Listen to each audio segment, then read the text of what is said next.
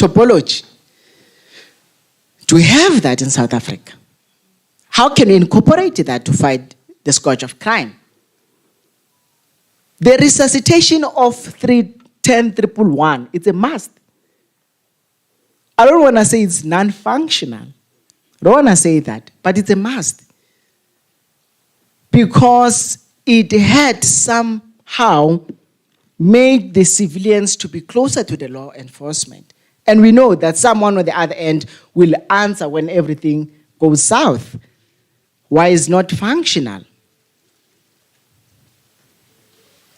Crime mapping. We said yesterday that there are a lot of places that are difficult to police. Estuetla,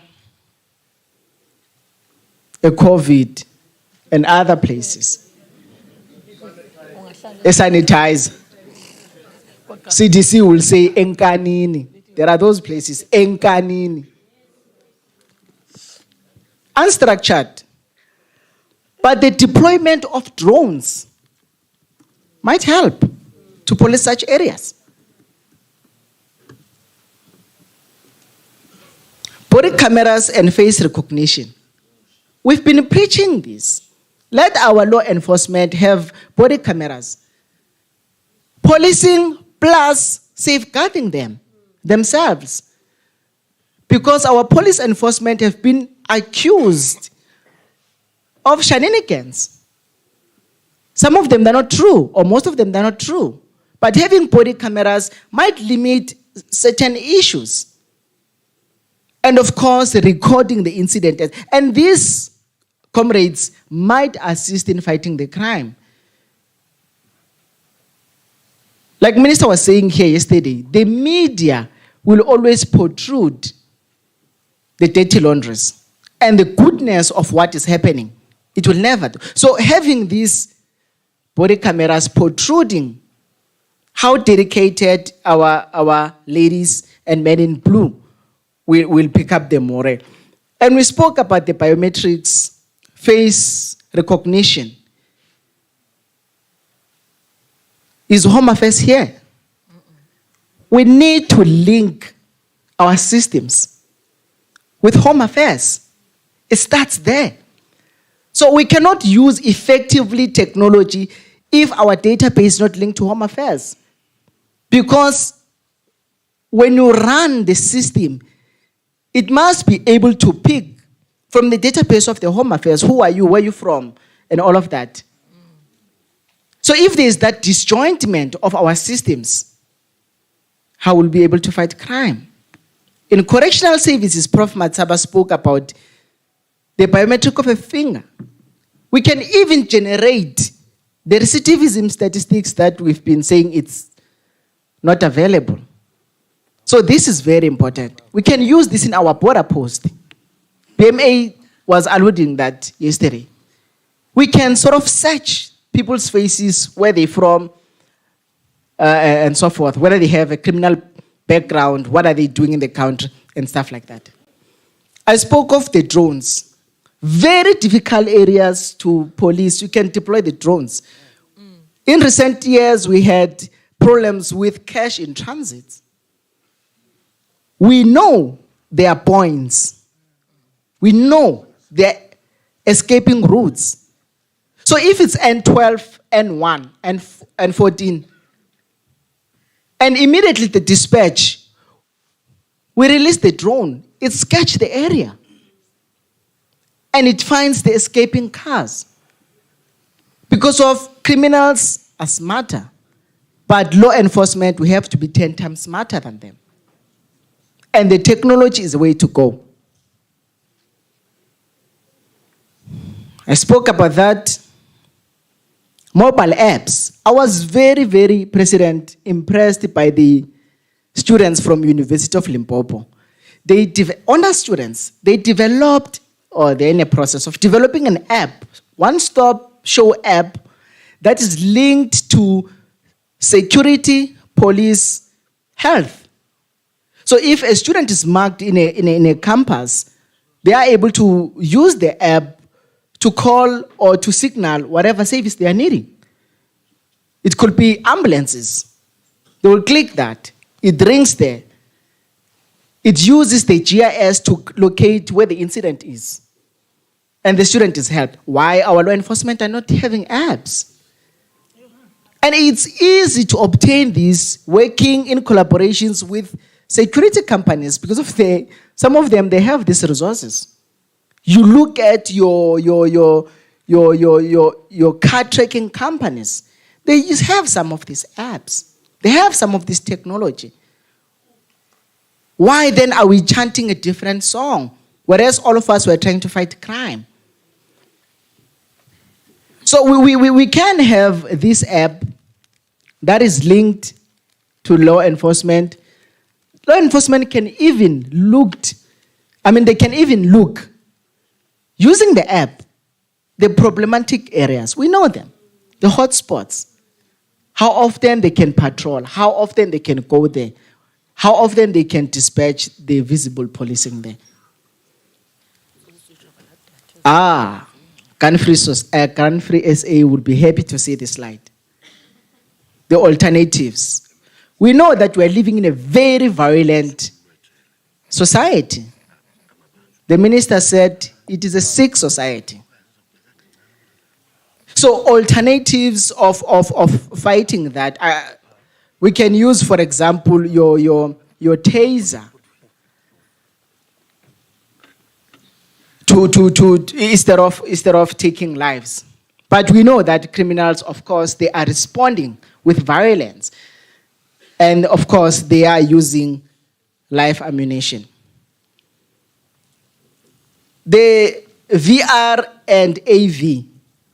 We can use such systems to train our police officials. So this VR, it's a simulation of a real life situations. So we can locate them we can use this technology to train our police officials.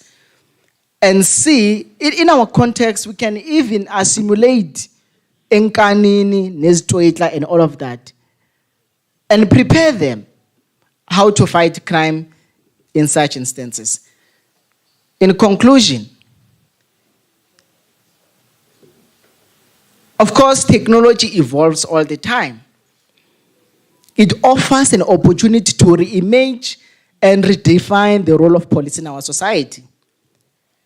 So we cannot be preaching policing in the 21st century without, of course, the infusion of technology. And you can see the types of criminals we're now dealing with. They're of different breed. So we need to be way ahead. Short and sweet, I thank you.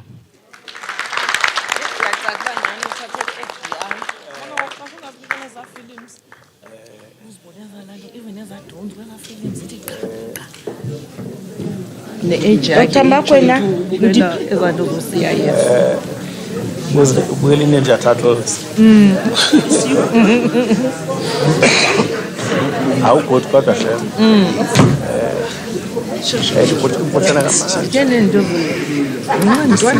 The tendency of disappearing.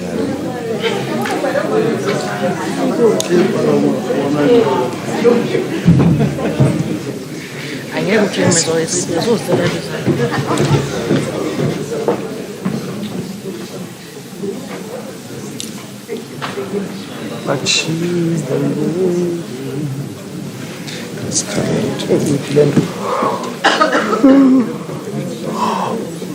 See the cases not showing.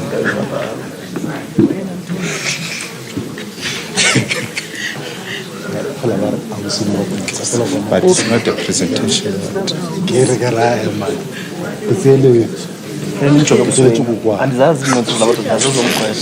Slide, go to the USB.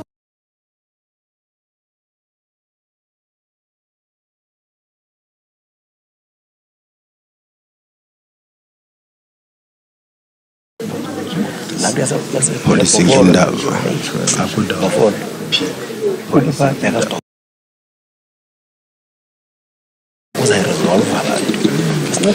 Can you share the presentation with me? Yeah. Yeah, it is.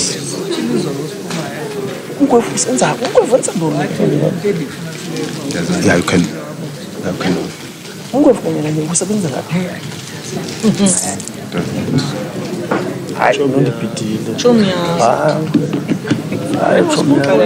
Best friend yakho Chomi yam khasivani ngeke uyetha lapha usenotya amagwinya umntakhalazi That is the one. athi qulubuni union athi ngova athi khawenzeke le nto nenuye abaleke yena ufuka bobusina fuka oda amagwinya phungi xa ngena nangu Good morning. ora khoye Good morning to leadership. To colleagues, comrades. My name is Makwena Mudipa. When I greet people or when people want to see me, they're saying, no, Makwena, we're expecting to see a woman. But because I'm from Limpopo, it's the name that I use after my grandmother. So today she's gonna be proud that this boy is championing critical issues.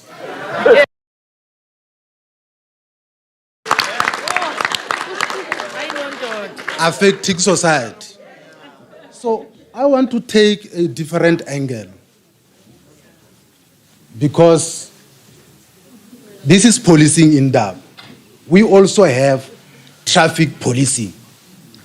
And when you check in terms of traffic policing, it's not getting a necessary attention. You'll only get information about road safety when we're approaching festive season. My leaders, you are losing members on the road. And emphasis is not there. The message is not there in terms of road safety. So these kind of platforms need to be used to preach about road safety.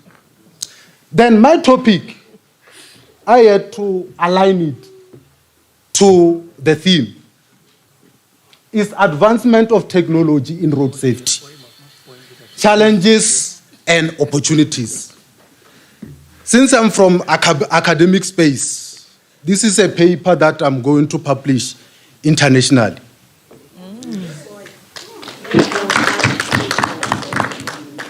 So we need to embrace technology, but it's got its own challenges and opportunities. Challenges such as what? The road users, because I've mentioned that we are losing our members, we are losing our family members. Challenge that we find these days because of technology is one, texting while driving and walking. They contribute to that. And if you check, pedestrians are not given even attention. The focus is only on the driver.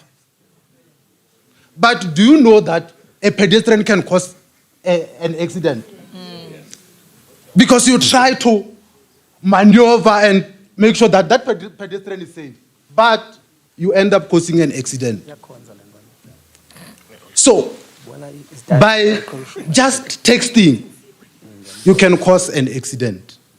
But we also have devices that we can use. Like, for example, President, in most cases, young drivers, they are mostly caught in this thing of texting while driving or walking. So as parents, we also need to do what? Use apps that can assist us, such as what? Cell phone blocking system. When you are driving, you will not receive calls. You will not be able to text or even check your email. Because that thing on its own is a distraction. It puts yourself at risk as well as other road users. Now let me get into the real stuff. Introduction. Due to high rate of fatalities on the road. The United Nations Decade of Action for Road Safety, 2021-2030, stipulates that member countries need to halve the number of fatalities in their respective countries. That is a call for us. And it's also there in the National Development Plan that we need to halve the number of fatalities on the road because one death is too many. Technological systems around the world prove to be effective in road safety, such as body-worn cameras. We need our officials to have body-worn cameras.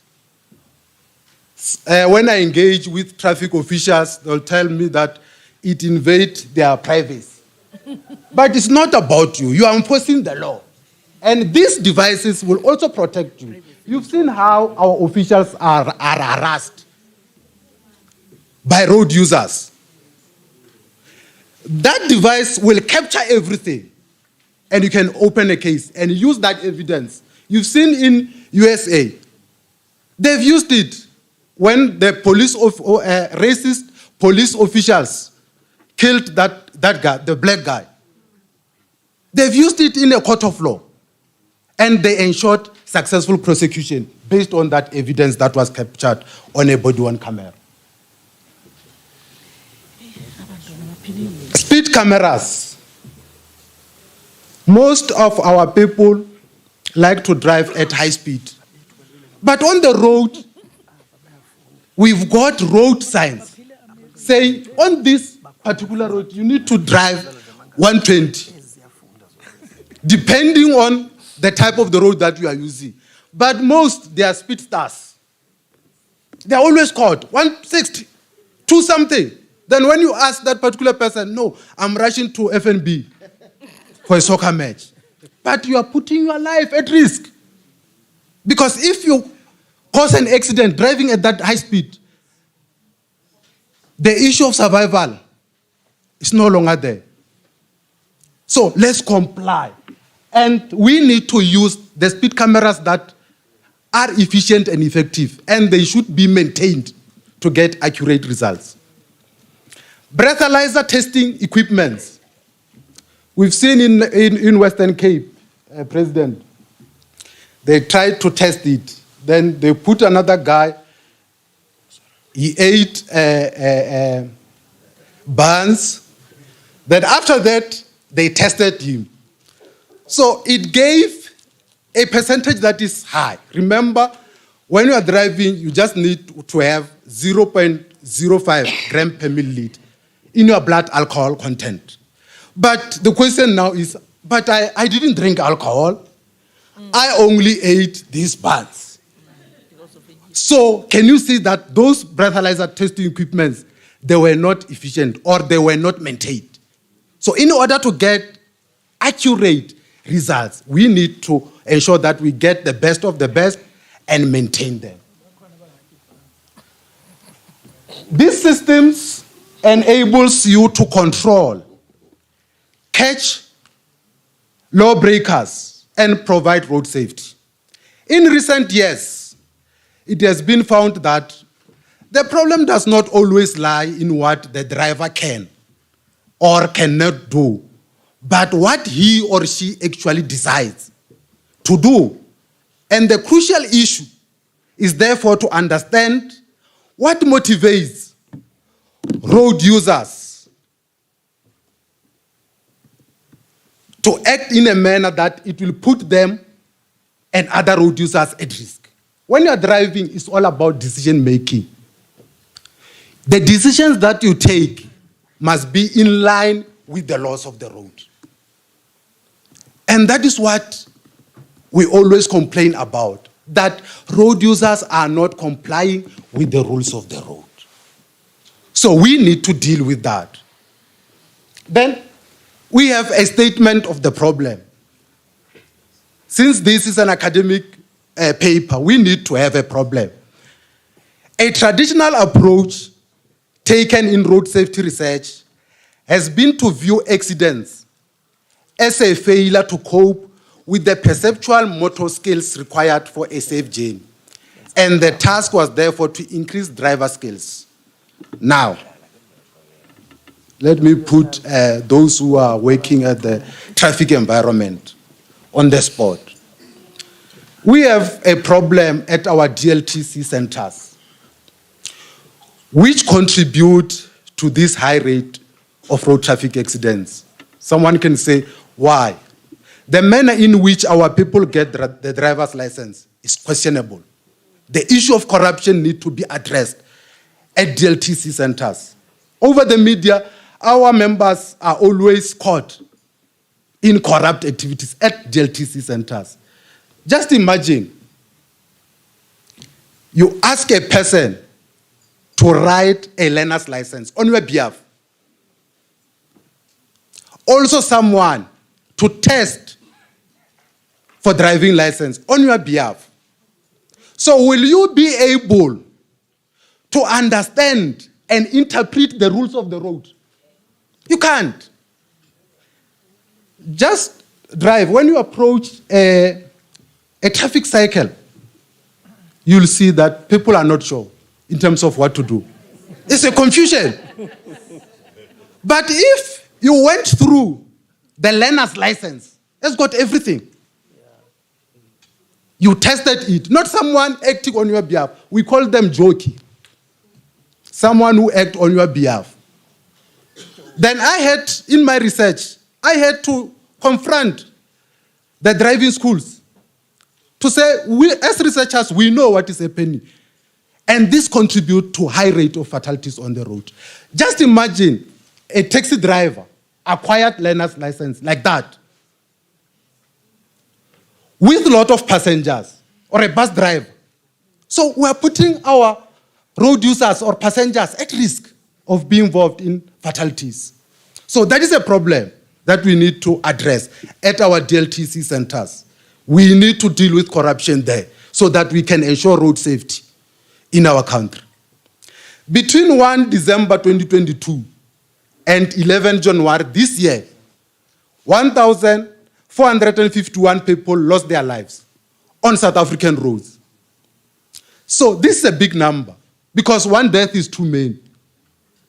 And we see these statistics. These are our people. Compliance to the rules of the road. And let me just give an example with the entertainment industry. They will come up with a theme. Wear black, wear white. Which one will you take there? They always go for black. But it's at night. Some of the people, they are going to work. They are not going to use their cars. They are going to work. They might even cause an accident because the driver might not even see them. So when you come up with those themes, you need to use white so that those who are walking back home, they can be seen. By who? By the drivers. Now the question is, because these people, they are attending this entertainment industry, whatever. Who's driving? I always ask my colleagues. You see, there are too many cars here. But the question is, who's going to drive this? Because the following day when I get there are no cars. And you can't be at the entertainment industry and you are not drinking. They go there to drink. And it's not allowed to do what? To drink and drive. That one is a no. And we should deal with it and stop it.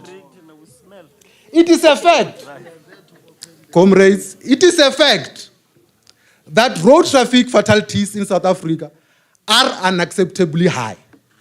And they place an enormous burden on families, society, and the economy in terms of lost productivity capacity, lost skills, as well as pain and suffering of survivors, the next of kin, and loved ones who are left without breadwinners. Yesterday they've highlighted it.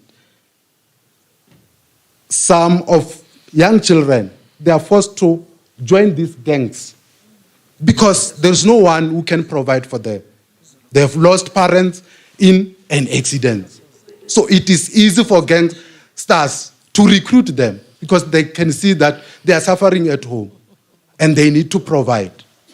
Lack of technological systems in road safety is a major problem, and it contributes to high rate of non-compliance.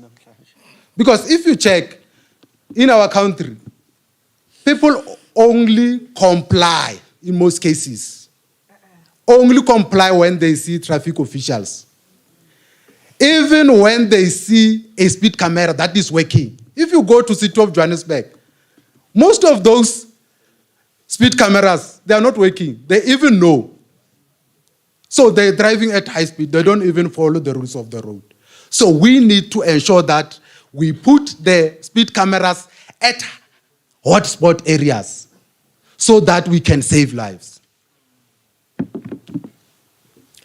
And in order to effect a lasting change in the current road safety situation, all of these issues should be vigorously addressed and improved.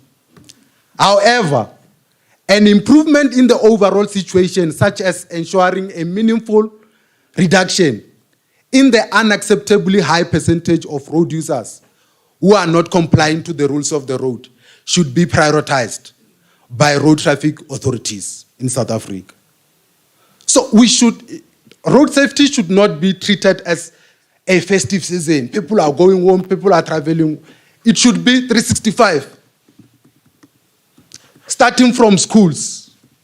I developed a model about 4 E's of traffic calming measures using education, enforcement, encouragement, and engineering so that they can cover the issue of road safety. When you talk about education, we need to educate our children from primary, secondary.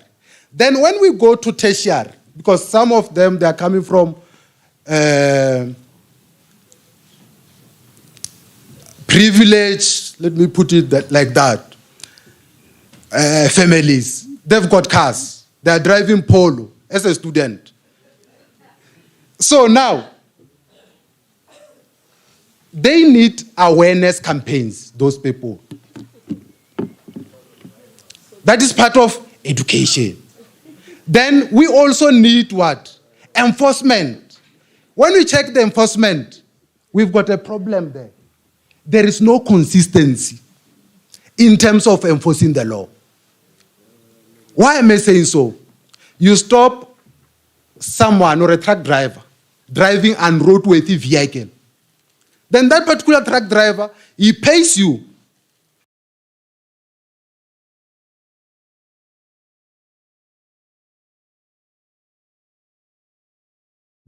Cause an accident with a minibus taxi full of children.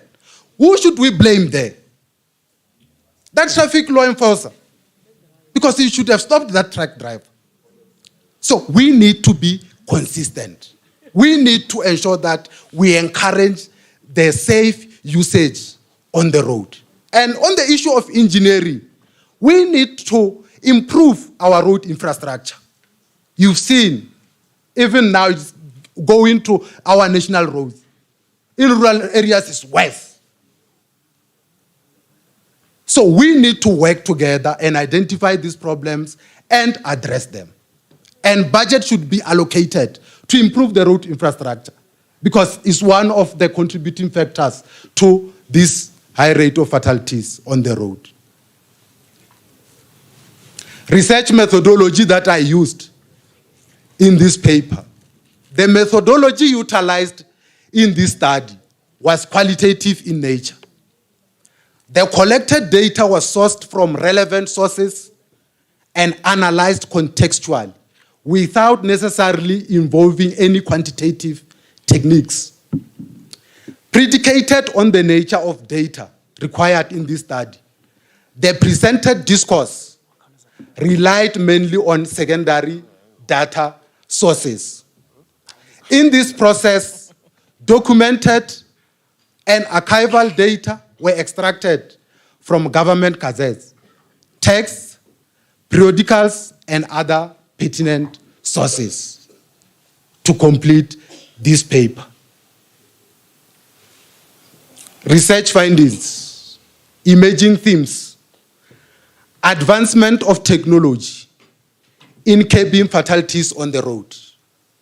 The key findings indicate that technology has improved road safety all over the world and assisted road traffic authorities in curbing fatalities on the road. Furthermore, lack of technological systems at hotspot areas contribute to non-compliance on the road by road users.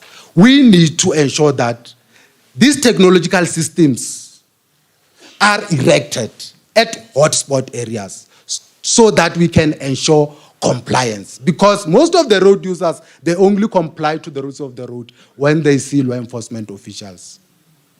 And I'm happy with Operation Chanela because it's a multi-agency approach. They are able to even catch those who are breaking the rules of the road, those who are smuggling whatever, drugs or everything. So I salute you for that. I wish it can go to other provinces because it's only Gauteng, Mpumalanga, and somewhere it's just we need to improve, prioritize road safety. Improve.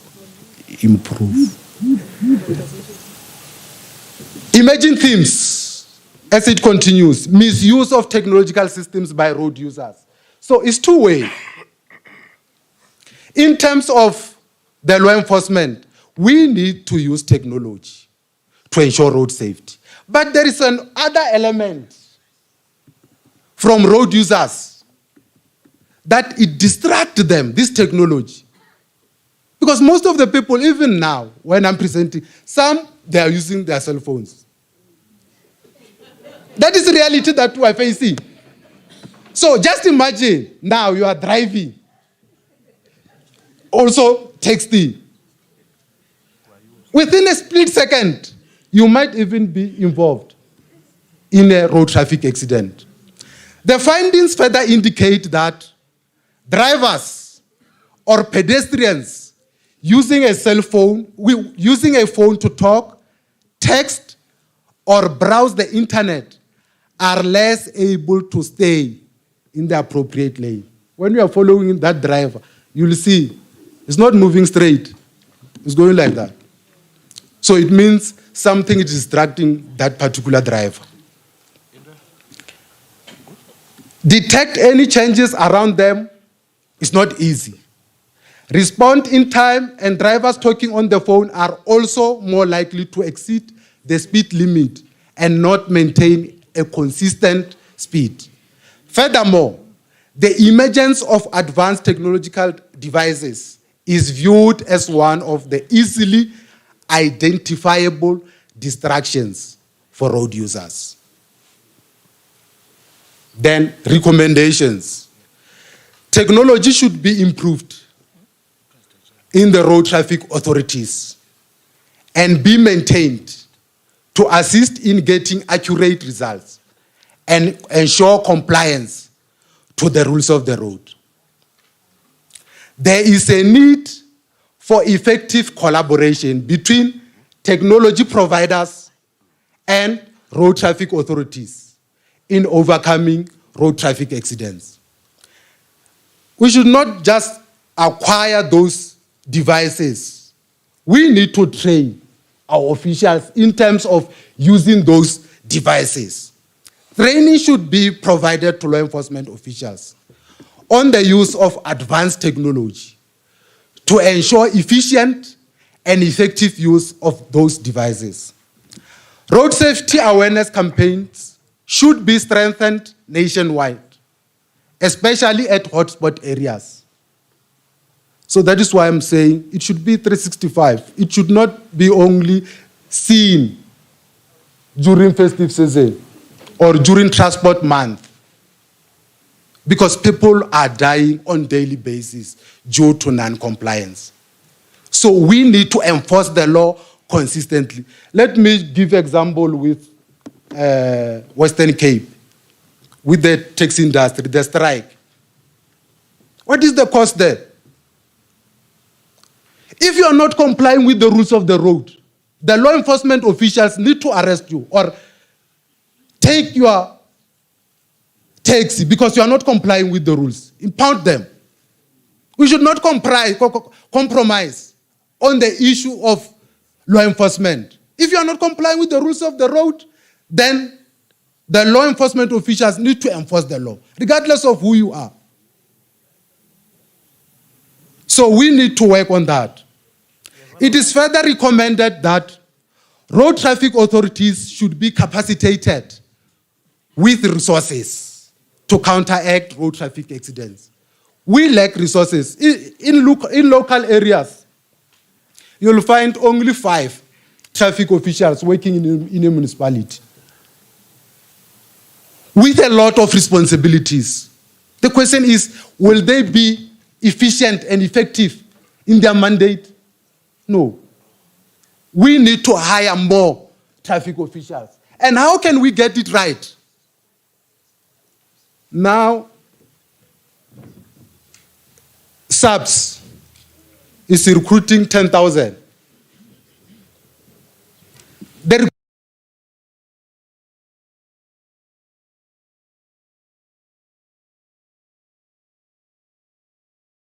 What? Policing, offering what? Traffic, even corrections. When after the Minister of Higher Institutions, Dr. Blade Nzimande, is investing a lot of money there in that space. So from there, you are saying, no, that thing we don't consider it. We only want the metric. Are they going to be effective or contribute immensely? We need to prioritize graduates. Why graduates? These people showed that they've got passion for this. And they know that this will save lives.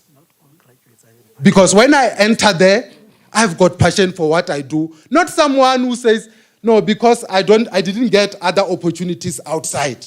Then this is the opportunity. Let me get into that space.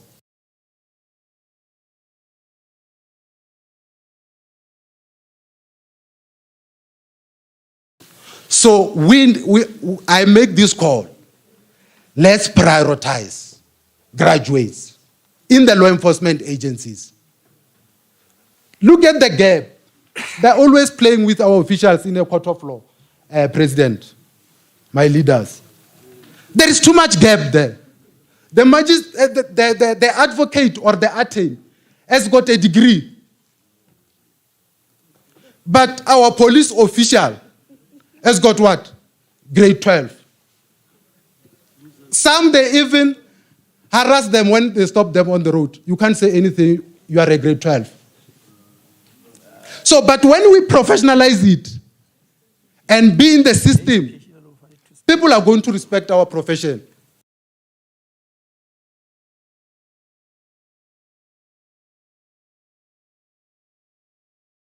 You can't. Why it is easy to enter into police, traffic, corrections with grade 12, while we have institutions of higher learning offering these courses? We can't continue with something that is not working. It's not working, this one. Let's get people who are passionate about law enforcement to be in the system and enforce the law and save this country. I thank you.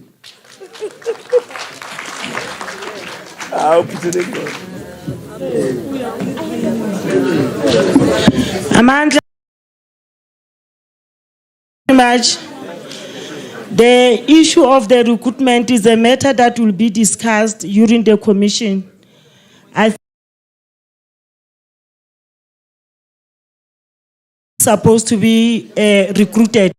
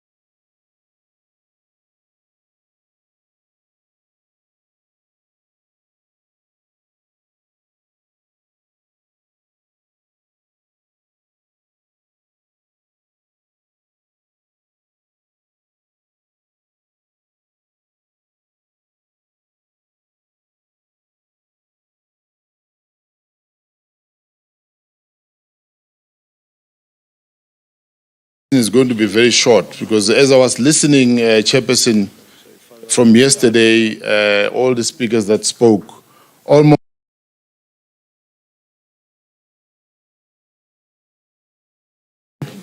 in policing. And so that will make my presentation much more shorter today without having to repeat everything that they say. But also I must borrow from the approach that was laid by Dr. Makhoba when he said that there is a context. So I realized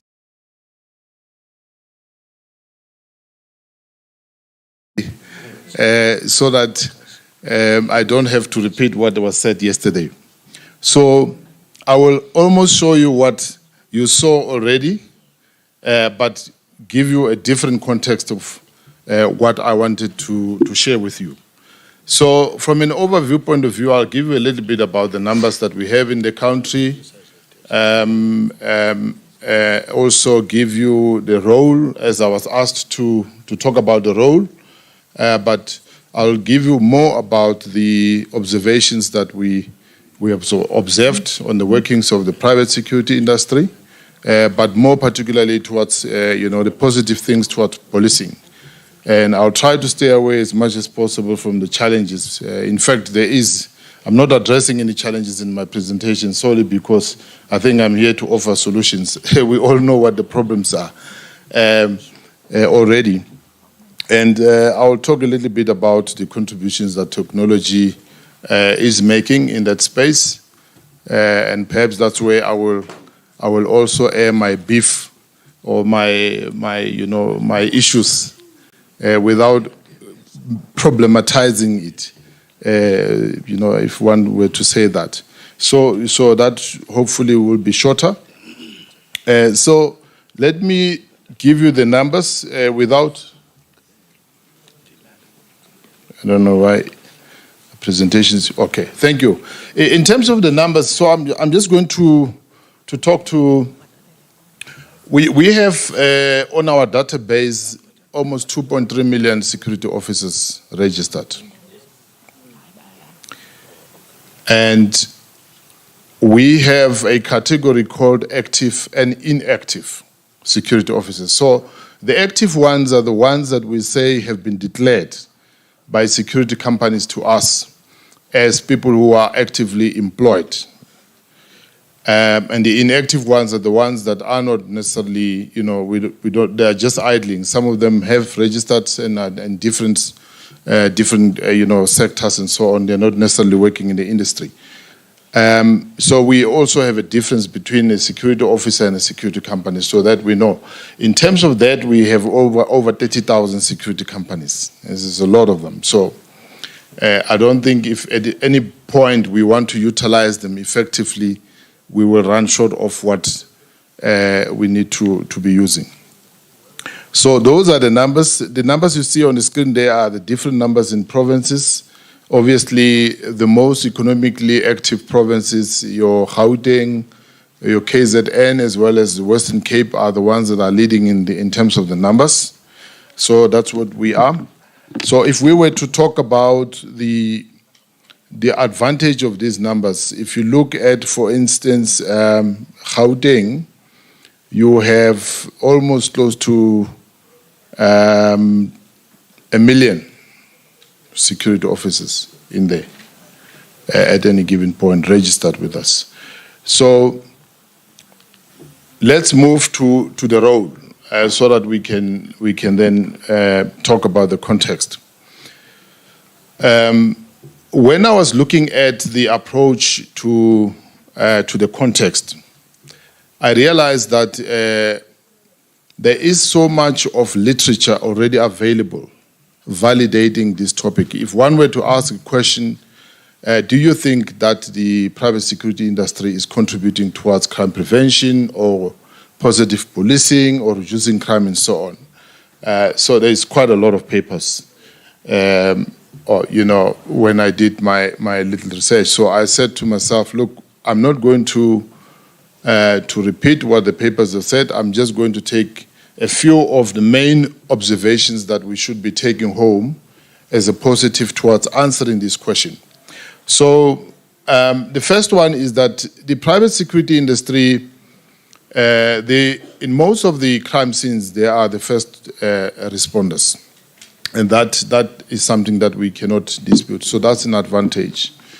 And the second one is they are a force multiplier. For instance, when we talk about the security officers that are active, from our books, we are able to say that the industry has declared over 600,000 security officers. But we know that because there are those that have not been declared, they are almost 2.1 million at any given point, working every day in the country. So they do that for various reasons, which I shall explain later. So if we wanted to use them actively in preventing crime and giving them that mandate, the opportunity will be there and they will be utilized properly. So we'll talk about how they can be utilized and what needs to be done. So we also know that they are everywhere. So that's why we're saying they've got an omnipresence everywhere.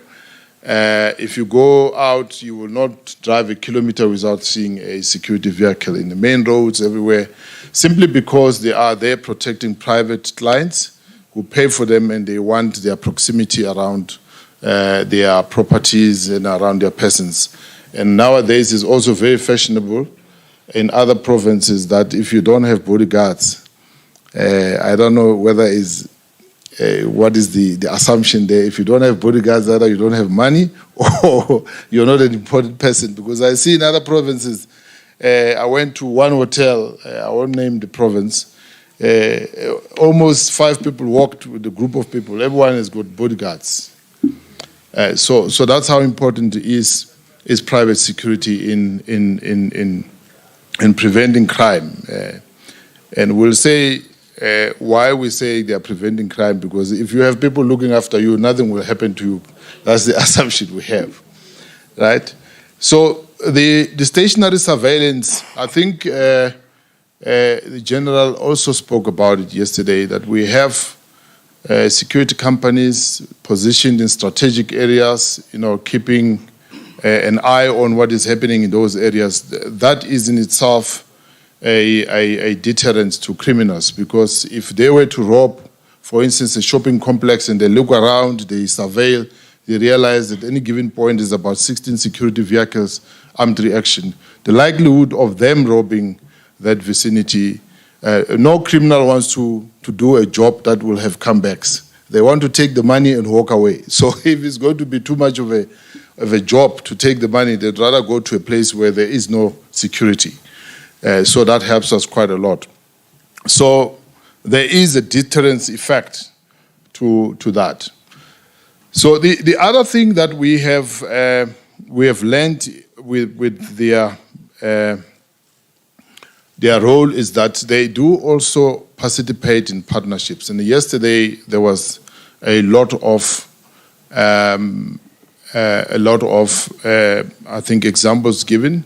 General Matonsi, I remember, gave quite, detail by detail on how we collaborate from the private security industry with the police and the information sharing and so on and so on. Some of the scholars are saying, yes, these are very good partnerships we must have, but let's vet these people so that we know who we're working with. We don't want to work with criminals, and that is very important.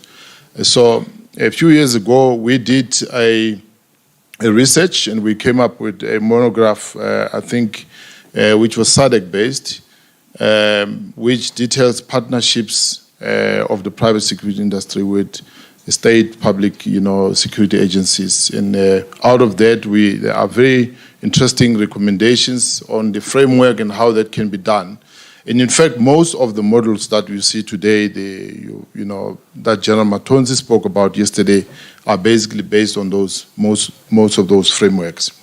So those things have, and they exist. Some of the recommendations that were made, and I think also the president of COSATU made a call that we have to professionalize the industry. Those recommendations were also made from a research point of view, that let's professionalize the industry so that it becomes easier for them to work with people. You will recall that, amongst others, most of the complaints we have there is them, trying to use the powers that they don't have, similar to what the police have. So, as I said, the guidelines are there. The other issue is risk assessment. We need to always embark on a proper risk assessment, and this one it's something that I always emphasize very strongly, because I've seen in most premises in government, and I'll speak about government because that's where my observation is. In most, even in private, well, private people can do whatever they want with their money. Nobody cares. But in government, we pay the tax. So if people are buying things that they're not supposed to be buying, or they don't know what they're doing, it's always a problem. So with security, it's a very complicated environment. If you don't know security, you can't procure security. We've seen people procuring technology, high-end technology, and they don't know what the use of the technology is. And that's where the worry is. And sometimes we've seen people procuring security services for the sole purpose of, I don't know what they do with the money in the tenders or whatever, but sometimes you need 4 guards here, you end up with 10 guards. So those are the kind of things. So to avoid issues like that, you need to have proper risk assessment. Otherwise, you don't solve the problem that we have, which is crime and trying to protect your property. So we spoke about investment in training and professionalizing the industry. We spoke about collaboration. So this, I'm just trying to cite to you all the validations that have been made by scholars in the research papers. And what is also interesting on collaboration, in one of the papers, they're saying that police and security don't work in total isolation from each other. So if security officers are there and there's a crime scene, the police will be there. If there's issues with security, the police will be there. So either way, they work together because the goal is a common goal that they're trying to achieve. So I think enough said about that. Let me come to the topic that Prof was talking about earlier, which is quite very interesting. Prof, I think you've done quite a lot here, but I will tell you the reason I wanted to talk about AI, most importantly, is that some of this subject we talk about every day, but people don't know that, AI has been there for the longest of time, I think. Most of us here have got phones, and as senior people, most of us have got very high-end phones. So those who have iPhones, they probably know what Siri is. Siri is based on AI, so you can test it now. You can take out and ask Siri, who is the president of Pop Crew? It will tell you almost immediately. You can tell Siri, give me the nearest police station from where we are. The geo-mapping technology, it is there. It will tell you what is nearest technology, police station. If you ask it, give me the list of the most wanted people, where I am, it will tell you that. I've tested it before I did this presentation days before. So these things are very effective. So that's artificial intelligence. So the point I'm coming to is that if you have Samsung, probably talking about Bixby, right? Some of you are using 365 Microsoft technology. There's Cortana there. In the morning, it sends you an email. Can I read your emails? So that's artificial intelligence.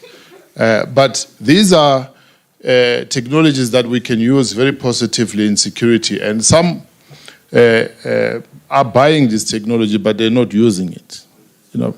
So I'll make a point about why I'm saying so. Blockchain.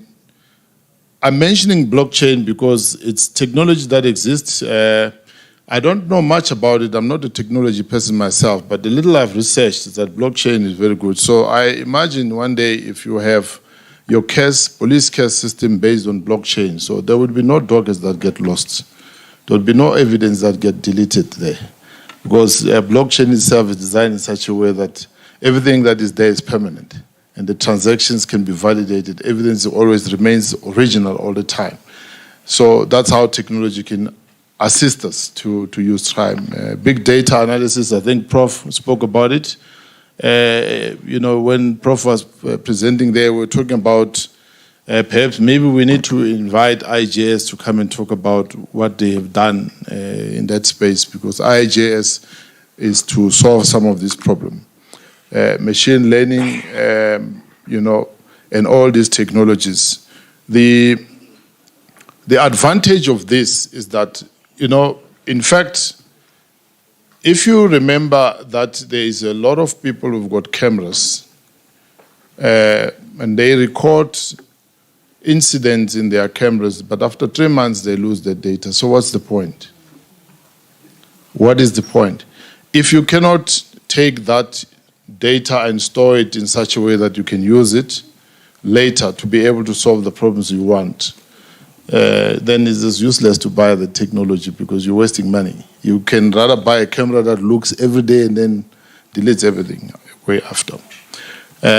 We were also talking earlier on when I saw Prof. Mudiba was also presenting there the balance between the rights of people and the technology. People claim privacy, but I always ask myself, why are people afraid of cameras? I don't know. I always want to look for cameras wherever I go because that's where I feel safe, right? Even if I go to the airport, I want to park where there's cameras. I go to the malls, I make tents, I park where there's cameras because I want to be able to know what happened and to be accounted for, right, in the world of crime. So cameras are important. Why? Because, these criminals today, they commit crime in front of cameras because they know those who have cameras, they don't know how to use these cameras. They don't know the use of that information. They don't know that through AI, you'll be able to tell who that person is because there's a lot of AI that can be used to detect people. But cameras are important. If you want to claim privacy, why are you leaving your house without a banned lover? And you're going outside into public space? I don't know. So those are the questions maybe we must test. If we test maybe whether we balance public safety good, with privacy.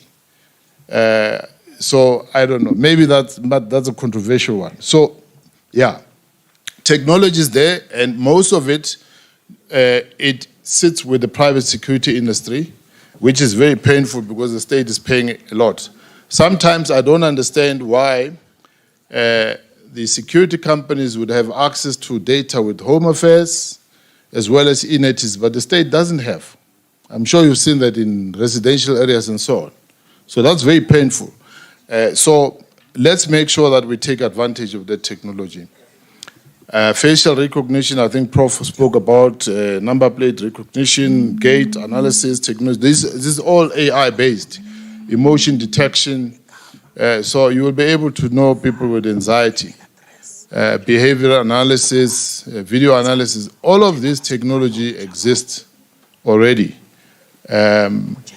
In fact, when I say it exists already, we're talking about it as if now it's the newest of technology. It has been there. In fact, it is so matured now that I recall yesterday Prof. Makova spoke about structural inertia. So perhaps that's what we're suffering from when we're not wanting to change and use the technology positively. So if I come to almost the end of my presentation, the point I'm trying to make, through the learnings of the use of technology in the private security industry as well as in policing and everywhere, I think that if we are able to solve the problem of identity and we can solve behavior and we use data to do that, we'll almost come halfway solving the problem of crime in South Africa. Imagine if there was a camera everywhere. Imagine if there is no corner where a person can walk without being seen by a camera. So the only time that there is no camera is when you walk back into your house. right? Or you are in the bathroom. So, who wants to be seen doing something funny or against the law? The only behavior that we don't want is bad behavior, isn't it? So if we expose bad behavior, we are able to deal with it properly. But also, without data, we will not be able to solve that. So if we create data centers, use big data analysis technology, use AI, use machine learning, we're able to bring the best of technology into resolving crime. And over time, that can prove to be a much more lucrative kind of investment from the point where we're seeing. So finally, I think let's formalize partnerships.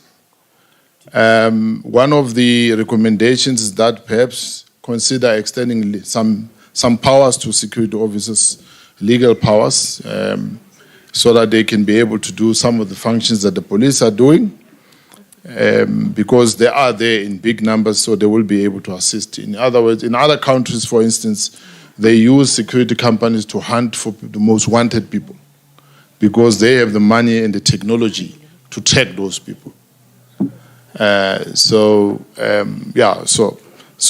But you can utilize them for minor offenses to be able to free the police to look after big criminals.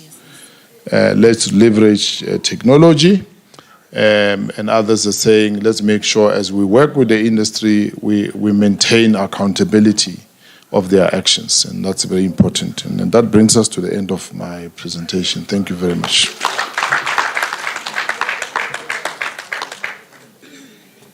Can I leave this? This is me. I shouldn't use it. Is it? Maybe others. Okay. Thank you.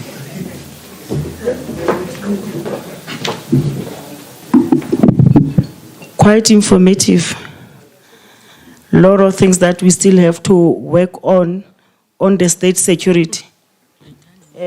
Over to you. Okay.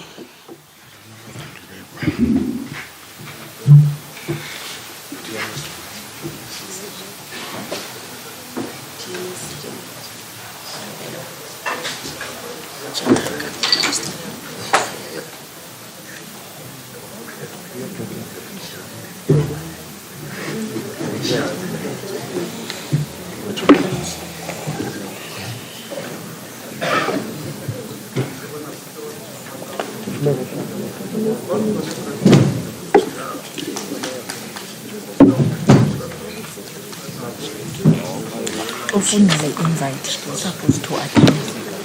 And not when none of the principal they to near attend.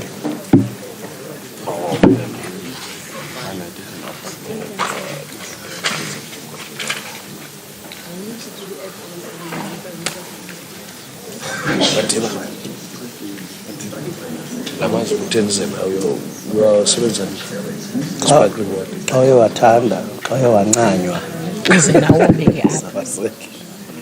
Utsho kuba yawafuna. Uyawathatha. Amanzi ngicela ngiphathele imali. Ebusuku. Ebusuku. Ayikho into ozawuza nayo. Uze nenachi. Hayi. Abuya lo uzoza nazo. Ujo ukwenza izibiza nazo uzoza nazo. Ujo.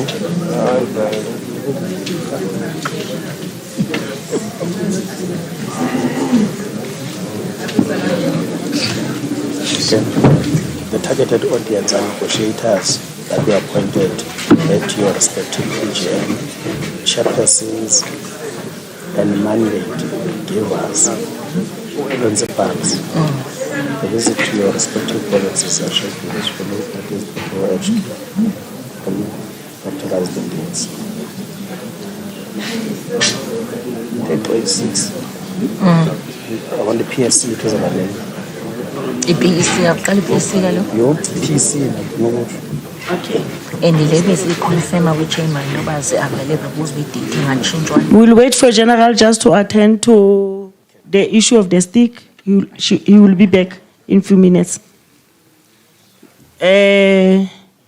Western Cape, while we are still waiting, the general, we can just give us a revolutionary song.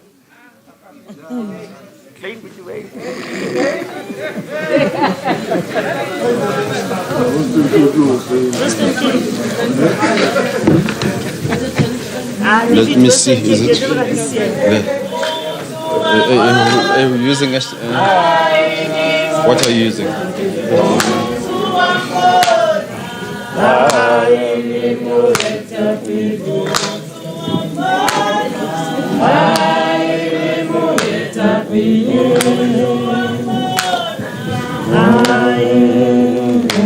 Uthanda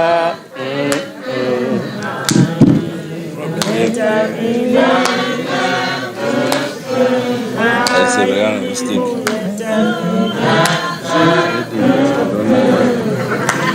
Okay, let's give I set out to cover yeah.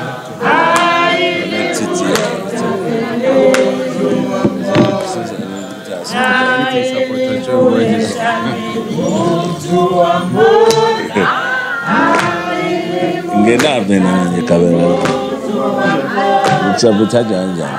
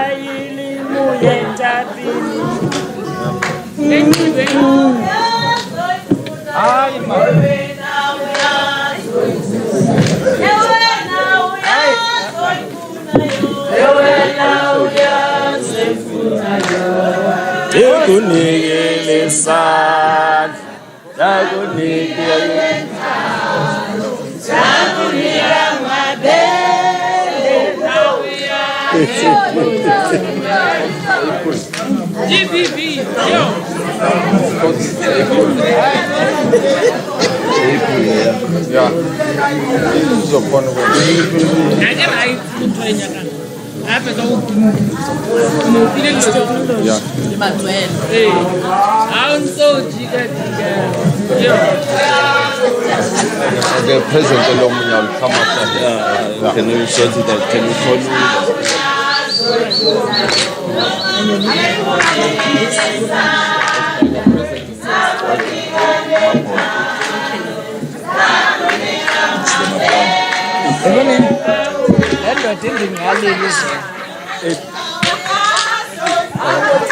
Amanda, comrades, thank you very much. We are now going to call Mr. Maponya. We are having a challenge with issues of technology while we are dealing with technology from SAPS, but it will be corrected. Amanda. But I find a report. I find a report, full report in Brinjal. And I find. I'm interested. What is your view? You know, we've got our view as a province. We are clear. We are very clear to say at all costs we will defend the organization. We've been through these things. The only thing that helps us to the principle, even now, not going to change. We will defend the organization over individual. I don't care who's that individual. No matter is from Eastern Cape or is from where, the principle. Thank you, Chairperson. Good afternoon. Good afternoon, National Commissioner.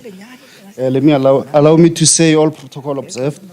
I was wondering when I was sitting there that even when there are problems in the police, DCS must wait.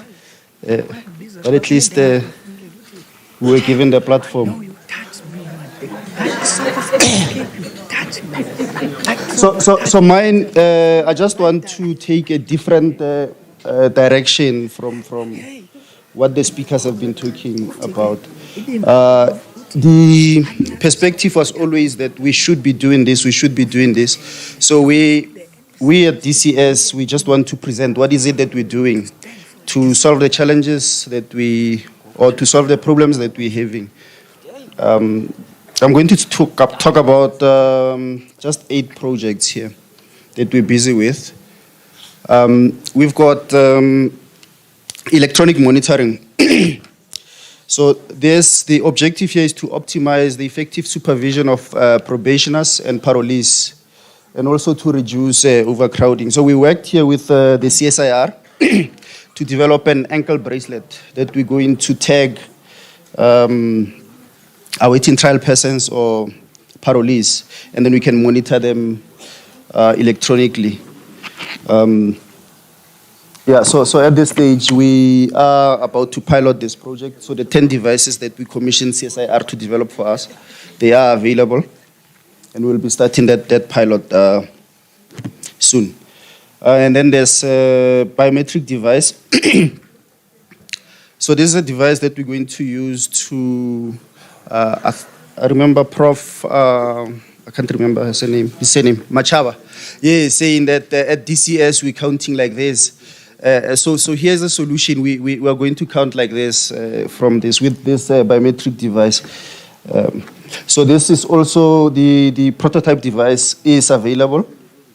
This is going to be a handheld device that our officials are going to use mainly to compare the fingerprint on paper and also on the actual person that is admitted into the correctional facility, and also to do the roll calls. Additionally to that, and I think one of the challenges that we have is the outdated infrastructure, especially in terms of networking. So we have a project to upgrade our networks. I think the new phones that we have, voice over IP phones, require different type of switches that have got power over Ethernet, to be able to power the phones. So we have implemented that on about 65 sites, and we are still progressing with that project. Okay, and then I also have a project on infrastructure upgrade, which deals with specifically with servers. So on this one, we are increasing our reliance on technology, and so we need to build a server infrastructure to be able to cater for the technological solution that we'll be implementing. So we've got current challenges with storage, server performance, and all of those, disaster recovery. So we need to cater for that. This is what this project is all about. And then we have the offender management system that is currently, it does not necessarily allow for integration, or integration is quite difficult. And also the issue around mobile support. You know, our community correction official do monitoring, and they need to come back and then recapture the system. So we're trying to provide them with the support to be able to use mobile devices and then do the capturing at the location, so that we can also check or capture the GPS location with the system automatically. And then there's a project with the person verification services. This is we are integrating with the Department of Home Affairs. We're using the ID photos, ID number, photos and fingerprints. So this work, the police have already done a lot of work on this. We're just going to consume these services from the IJS hub and then use it in our correctional facilities.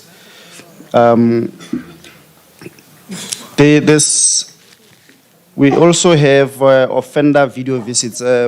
Prof. Machava again yesterday spoke about why don't we use WhatsApp calls to allow families to call in the offenders in prison. So this project is around that. And the reason why we're not using WhatsApp calls is just to protect our data as the country, to data sovereignty. The DPSA has gave us a directive that when we go to cloud, the data has to reside within the borders of South Africa. So this project is trying to assist us with that part. And then we have the most difficult one that we busy with, the GSM management. This is we're trying to restrict the usage of mobile devices in our correctional facilities. On this one, it's very difficult to present it because for me, it's easy for me to say what won't work rather than what is it that we're going to work. But we are engaging with stakeholders. We had a meeting recently with the all 4 network service providers, to help us. How do we block these things, these signals in our correctional facilities without spillage? Because one of the biggest challenges that we have here is, when you block in a room, there's always communities around our correctional facilities that needs to use these mobile devices or telephone services that will also be affected by this. And we're trying to strike a balance on that. But we've also commissioned CSIR to conduct research on this and look to develop a product or a solution for us just to deal with this one. Chairperson, I think let me pause here. Thank you very much.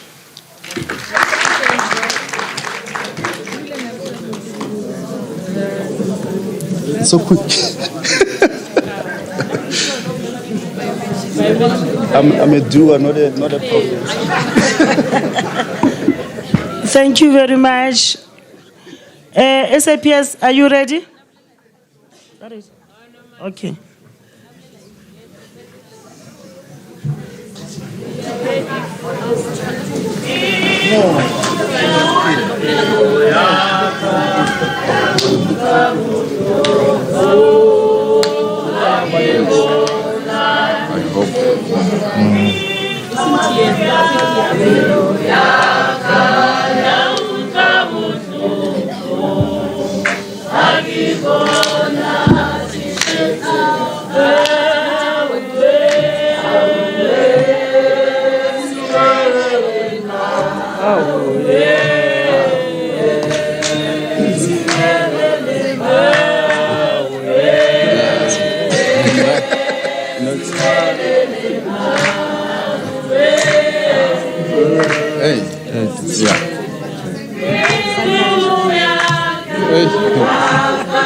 One sabotage.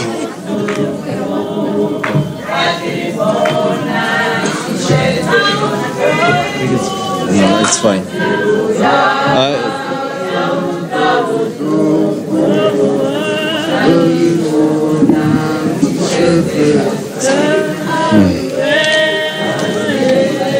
Okay.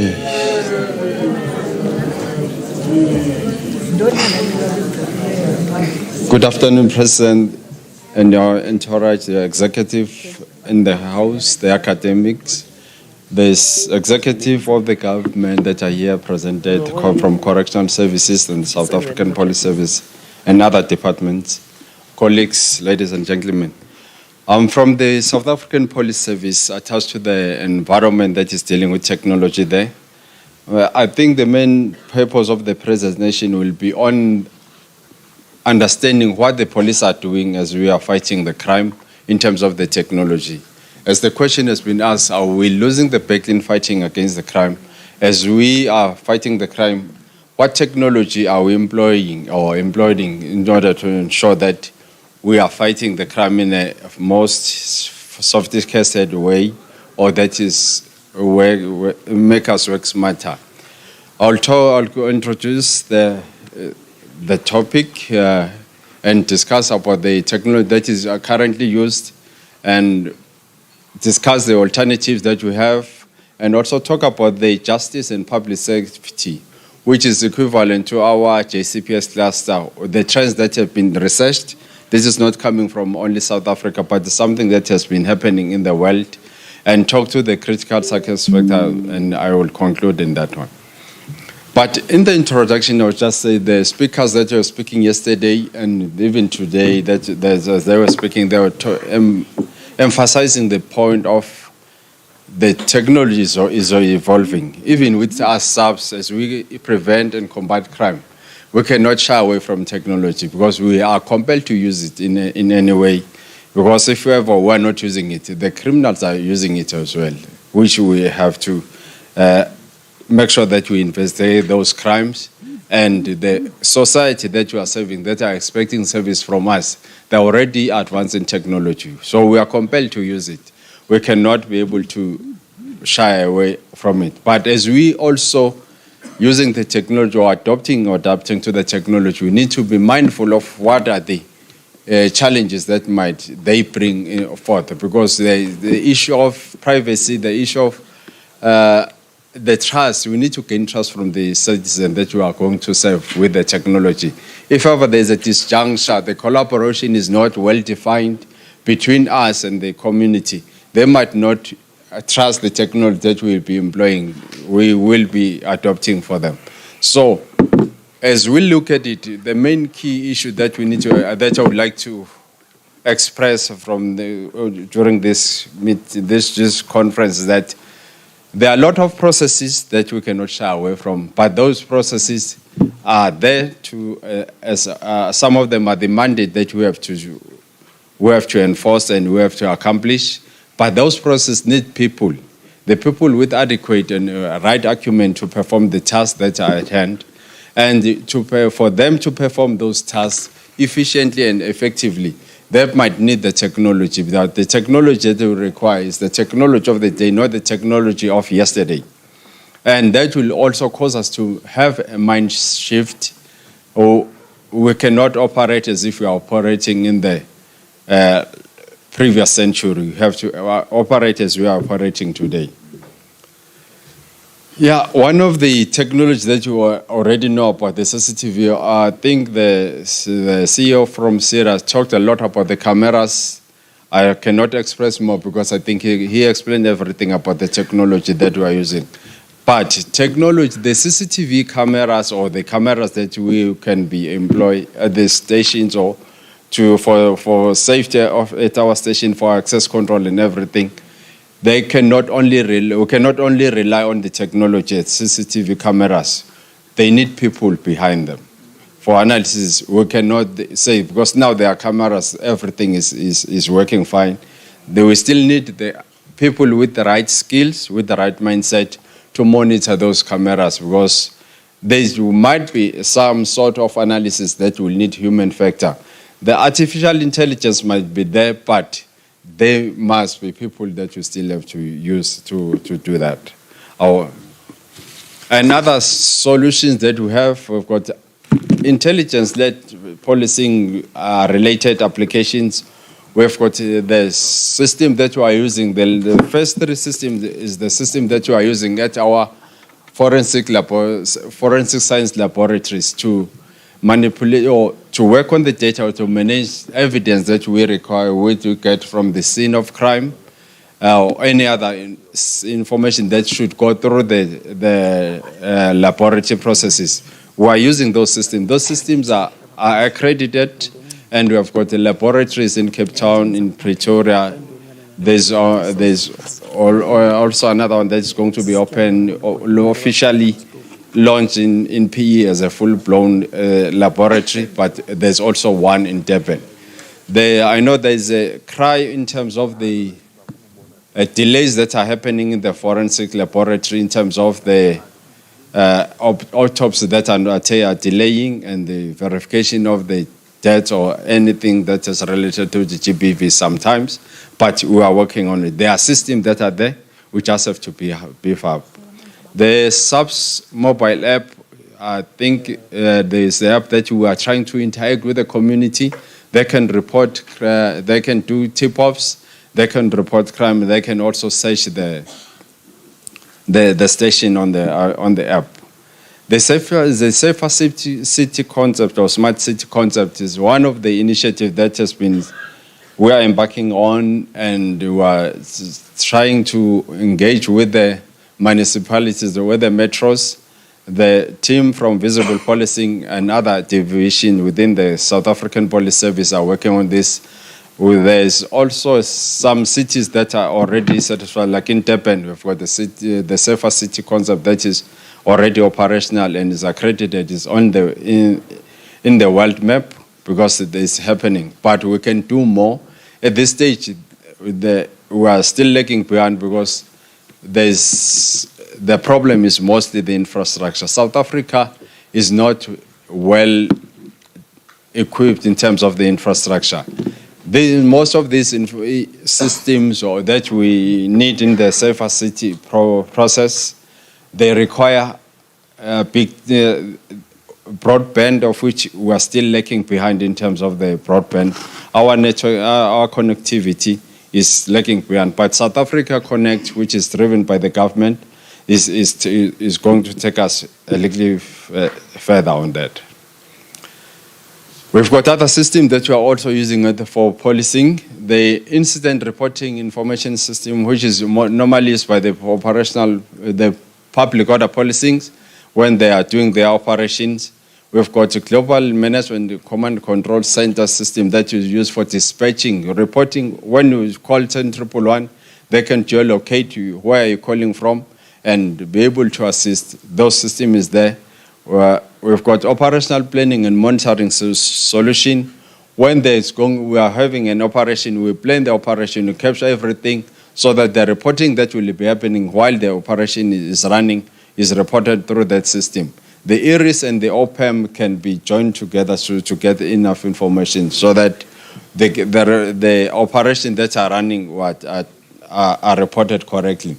There's another initiative that we are currently embarking on. It will be part of the safer city or smart city, with the intention to utilize the cameras that we might have in the public space, more especially in Phoenix, because there's a lot of Phoenix into Inanda, into Zomagamashu, because we believe if we can be able to monitor with that area with technology, we'll be able to solve a lot of crimes. Because most of the crime in KZN are happening there. If we can be able to launch that concept, we'll be able to combat a lot of crime that is happening in the area. One might think that what about Umlazi and other areas? Yes, Umlazi, but they are not contributing as these areas. If we can be able to fight this in this area. Cape Town also, we have what areas, the city in Cape Town, we are already working together with them. There are some sort of this kind of concept that are using. For crime detection, we are using this is where the crux of the matter, I can say that's why we can say this is the core business of the South African police or the JCPS cluster, because starting with this one, there's a crime administration system or the ICDMS, investigation case docket management system. This is our case management system. We are playing the first hurdle of the case management within the integrated justice. If ever there is something that should go into the integrated justice system, it starts with the South African Police Service. But I must say that we are still struggling with the implementation of a solid case management within the IGS. The reason being is that we rely more on CETA, and the development and the upkeeping of the system and upgrading our technology is lagging behind because of the procurement process that we're relying on the third parties. But this is the crux of the matter, because if ever there is no crime, if the crime is reported is not captured correctly, it cannot go to NPA, to DOJ in a proper way until it gets to the DCS. We've got also the National Photo Image System. Once the person is arrested, we take photos. Only for those who are charged, we take the photos so that we can keep record of them. That will also be available for sharing if ever the people are of interest to other departments as well, but following the correct protocols. The person verification is also working the same as the photo image system. The circulation is the system that we are using in ATIS. I heard yesterday, I can't remember who was saying that, it was BMA saying that when you circulate the system, the vehicle, it goes to certain stages. Maybe something that we need to look at looking at the business processes, because we need to confirm the vehicle. Once a person reports a vehicle as stolen, we need to verify, was it stolen, under which circumstances was that vehicle stolen. That's why we register as a possible sort before we verify it as a sort vehicle. Then it takes the process. The reason of why we're verifying the circulation first is because it takes a long time as well, if ever the vehicle is recovered, to take it out of the system. You might find that your vehicle was stolen and recovered, but when you're driving it, you still find as if it is stolen, because there are a lot of processes that you still have to verify. But this system is interfacing within it. Information about the vehicles is on the system. The FSL admin is the system that you are using to capture all the DNA or the exhibit or the forensic evidence that is going through the laboratory, to make sure that we can track and trace all the information, the exhibit within the process of processing. The AFIS, like I think everyone knows, this AFIS is also linked with Department of Home Affairs. Our AFIS, we capture all the fingerprints and we have to match them, and that's why we use them to verify the people that are of interest to the South African Police Service. Going together with the criminal record system, which is CRIM, where we capture all the records of the people that have been convicted. Only the convicted people are kept on this system. That's why when we go through the expungement, it goes through the system. But the records of people that are not convicted are not kept on this one. Once you're convicted, that's why you keep the information. The system that, the last one is integrated person management, is one of the prime card for the IJS. Is the system that is going fairly well, because it's capturing the person from the point when it becomes the person of interest from the IJS up until is released or from the correctional service. It's going to give you a unique identity for that person, so that even if we go out of the system, he happened to come again, we'll be able to pick up that person and not start registering him or her afresh. This is the system that is being developed, but the deployment is already started. Other alternatives, I think we're talking to the alternatives that we have spoken, the people, other presentation, they've talked about them. We're talking about the high resolution cameras. The SIRA has talked about that. Automatic number plate recognition. We have also implemented that, but at a smaller scale, utilizing the initiative from the Business Against Crime South Africa. We are already seeing results in Cape Town and other provinces. They are implementing that, but want to go at a higher scale where we can have this at the borders. We can also have or implement a solution that are also artificial intelligence compliant. Drones, we have got drones that we implemented for operations. Some of the drones were also launched during the operational channel that the minister was talking about. The gunshot detection technology, we are looking at it. It's not something that we have implemented in the subs, but we are collaborating with the city of Cape Town in Cape Town, because they have already deployed the shot spotter. But in South, we don't have our own solution that one, but we are using their shot spotter in Cape Town. The body-worn cameras, we are looking at it, but all this technology will require an effective digital evidence management, because it doesn't make sense just to capture the images, but you cannot be able to utilize them. So to complement these systems, we're also deploying the digital evidence management solution that will also be utilized in order to capture the evidence to manage the chain of custody and to make that evidence admissible in court. The facial recognition technology already using as well, we need just advancement on it. and Internet of Things enabled with something, those are the technology also looking at, and public surveillance networks for the safer city with something that we believe it can be able to assist us in fighting the crime. I think the data analytics, the professor and the Sarah, they've talked a lot about this, so I cannot add more on it. Whatever they say, they talked is going to help us in analyzing, and because now we're the big data, we need to make sure that we go to a stage where we use predictive analysis so that our deployment of resources is informed by what we are doing.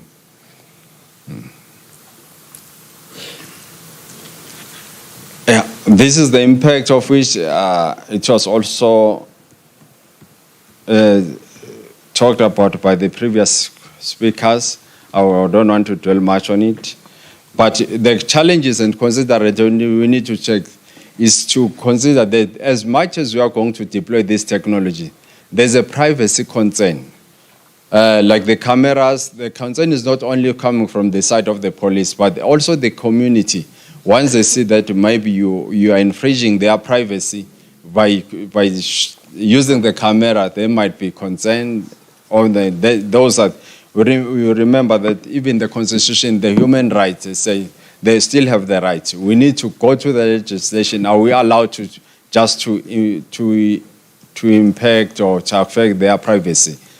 And the biasness that need to be mitigated, because the data that you'll be capturing or you'll be gathering, you need to see if the data that you're going to do the analysis based on. You cannot just take any data and say you're coming up with a conclusion. The data that you're going to have must be the data that is factual in order to make you have a good decision-making process. Ethical use of the technology, yes. Remember, the POPIA Act is also talking to that. You cannot just use the technology willy-nilly. We need to. There are processes, there are legislation that allow us to use and not to use technology in a certain way. You cannot just infringe on the privacy of other people. Then I talk to the findings or the observation from that are talking to the justice and public sector and the predictions of what is happening there. They predict that the integrated justice cluster, the JCPX cluster in our context, maybe around 2017, which is maybe less than 4 years from now, they are recognizing that they need to share data more than they've been using, because they understand that working in silos doesn't work. We were also talking while we were sitting with Asira. He also mentioned that he's wondering why some of the information is not available to other entities, whereas it's available to other entities. There is a collaboration that we need to embark on so that we can be able to solve a lot of problems. If we are not sharing data, we are not going to win the fight against crime. So we need to move that. They said they only predict that the cluster at the public safety and justice, 30% will be sharing information, which I believe is still a little number compared to what we need to do in fighting crime. I think we need to up the game, but there are a lot of things that need to be considered before we can say we are going to share data. Some of which some of those things is to define the data, who's sharing the data, and make sure that the integration, what you need to share and at what level are you going to share. Other thing, the digital community collaboration. We're talking about the community like the citizenry, the CPF. What information are they supposed to go to get and share with the law enforcement agents in order to make sure that they assist in fighting crime? They want to see the dashboard where, if it's possible, to make sure that they can assist the police in fighting the crime. They want to be part of us in solving the crime as we need them to solve the crime. They are the people that are sometimes the victim or the witnesses or the informers. So we need to engage them. But that will allow us to also go to the data governance what information we have to share, which means we need to understand what information, what level of sharing we need to do. And that will also build trust with them. Intelligence awareness, that is talking to the sifting of data as well. As we say that if you look at the high level, that you eliminate unnecessary information in cluster, but it goes to automatical update information. We need to go to a level where we can be able to say this information is the information actually that we recover for the crime. The predictions that over 40% of public safety entities will be are employing the full-time equivalent by the year 2024, which is next year approximately. The full-time equivalent is looking at how many people that are working for you, working for how many hours, and how can you co-opt the technology to assist them so that you can be able to see that you are not losing hours in terms of deploying your resources. So that means that technology is there, but is not going to take the jobs from the people. We still need to calculate the number of people that we use, because we need to augment their efforts with the technology. It's just technology, just a force multiplier, not eradicating the utilization of technology. Ethical predictive responses. This is talking about what do we need to do with the data. By 2026, there's a 75 of public safety organizations will establish an ethics framework to guide the use of predictive analytics for proactive response. We need to know what happened at a descriptive analytics, and why did it happen, and you go back and say what is likely to happen, and if that is likely to happen, what can be done, or what can we do to make it not happen or to allow it to happen. Those are things that if ever there's something that's happening in a certain area, you know that if this thing is happening, this type of crime is likely to happen. What predictive analysis, what steps or actions we need to do. We need to get to the point where we can do that. So that's why the analytics we need to do, we need to embark on, and the analytics we cannot do proficiently without the use of technology. Then composable applications, that is talking to the application that are going to talk to the core business of the organization that we are doing. When we, like, for example, if we talk about the safe city, smart city, we need to recognize ourselves that there's no one company that can come and say, I can implement the safer city alone. This is a cooperation of a lot of efforts to come together and build up a turnkey solution that will assist in the smart city or safer city, because there's network connectivity involved, there's application involved, there's a lot of things that you need to require. As we publish the request for proposal, we need to be open to that and understand where we are. Like South Africa, we are struggling with network connectivity. We need to understand, do we have the spectrum to get to the level where you can be able to say you are using 5G or 4G effectively? At this stage, the issue of a spectrum is an issue. I know that when the industry is selling to our executives, say, we are still working on the 3G or whatever, 4G. You are working on all technology.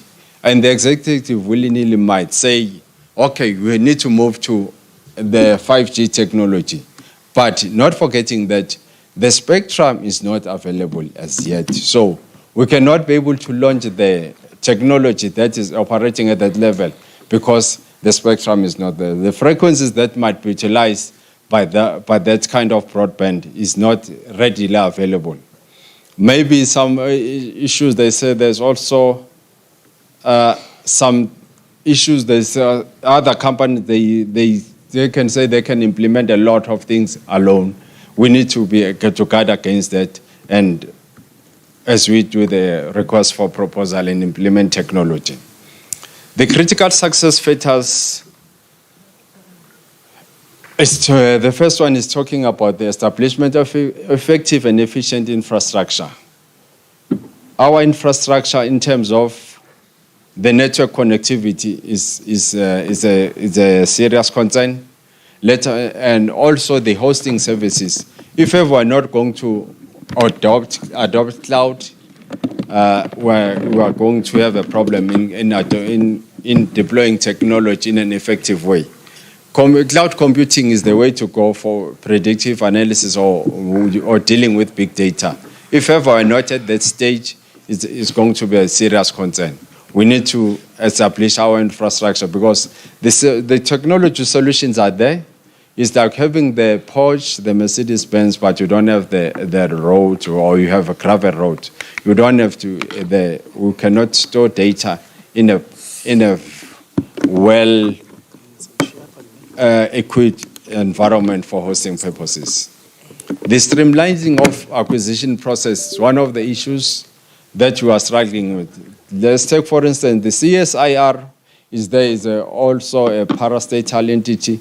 They can develop solutions in technology.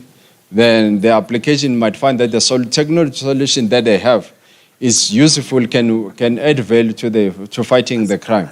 But because of the processes that you have to follow in order to acquire technology, we cannot be able to access solutions at CSIR. Maybe the universities around where we are, they are developing certain technologies. They are useful and they've got the local content, but we cannot be able to access them. So that infringes in utilizing the technology or be fluent or agile in terms of acquisition of technology. So legislation on procurement need to be looked at. And the effective collaboration between the community and which is also talking to the CPF, I think that one is already elaborated on. That's why also we are here. The public-private partnership, we don't have enough budget as the government. I think we need to look at the process of acquisition of and the funding of our other solution.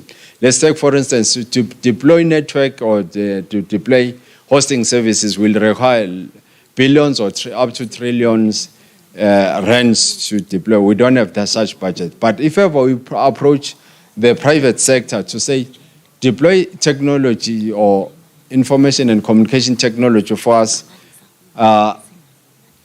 build it, operate it, and transfer it at a later stage. That will work for us because as they deploy, they can deploy faster, we can be able to utilize the technology. But if ever we have to wait for the National Treasury to give us funding to deploy it, the moment we get to the end of deployment, that technology is already outdated. So we need to look the triple P model in order to get funding. Tactical adjustment of pertinent legislation. They're just talking to the legislation that's why we also talked. Some of the technology are there, but because of the restriction on the legislation cannot be effectively utilized. We still have to look on the rights of people who cannot just deploy technology. We need to adjust the legislation accordingly. The executive buy-in, this executive buy-in is not only talking to the executive of the department, but taking from the political realm as well. The cabinet, are they amenable to accept the public-private partnerships and consider in terms of funding?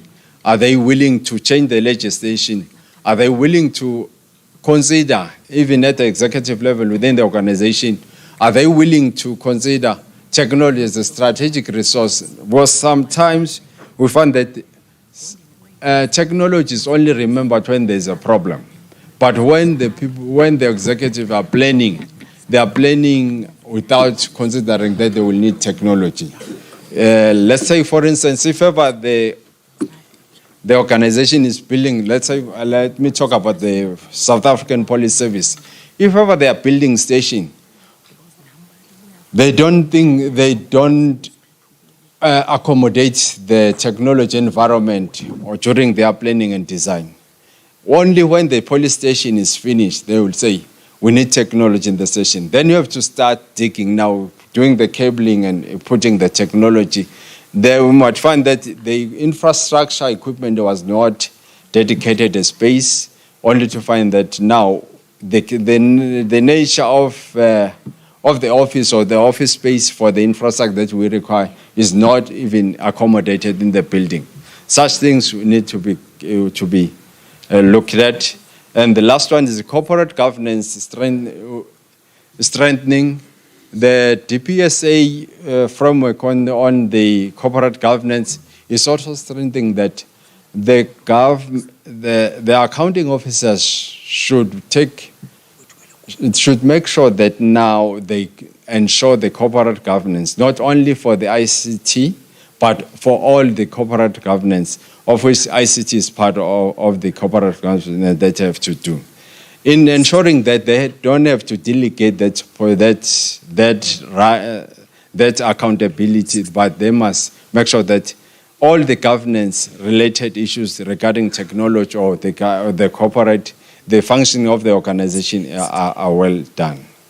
If ever we can get that done, we can be able to effectively deploy in the technology that will be effective in fighting crime.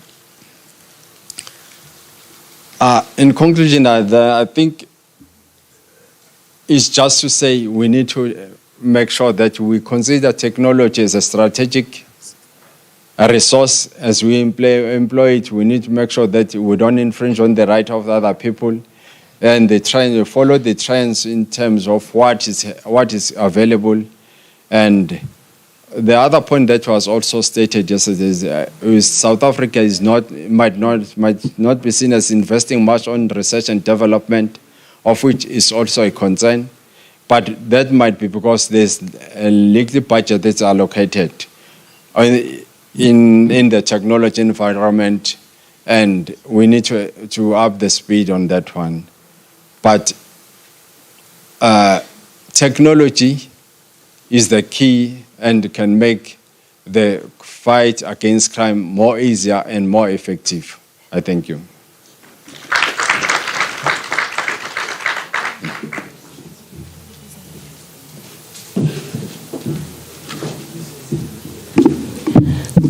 Thank you very much. The team that was presenting the two topic, utilization of technology in policing and the role of private security.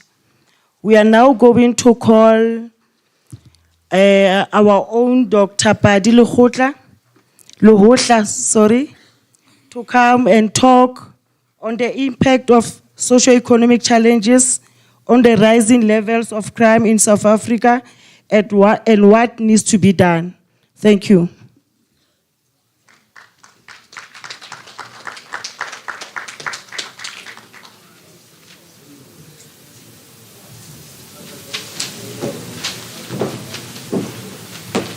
I didn't bring a memory stick, but you can just plug here. There's a, can come in there. No, I'm saying you can get this. You can get this on that. Okay.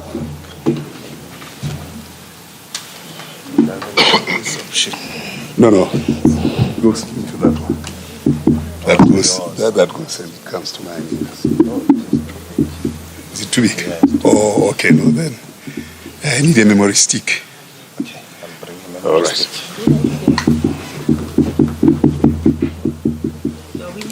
Yes, now we'll get a memory stick. But as we get that,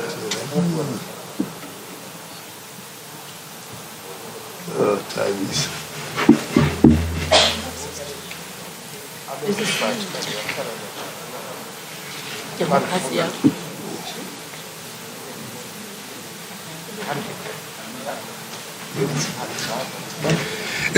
Thank you very much. That's the one that we can copy. Yes. Thank you very much, Chair. Let me observe the protocols.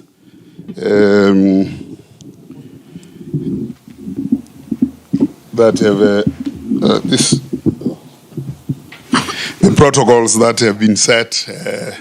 Let me observe that, and thank you very much for inviting me to come and talk on this very difficult topic. But this. Oh.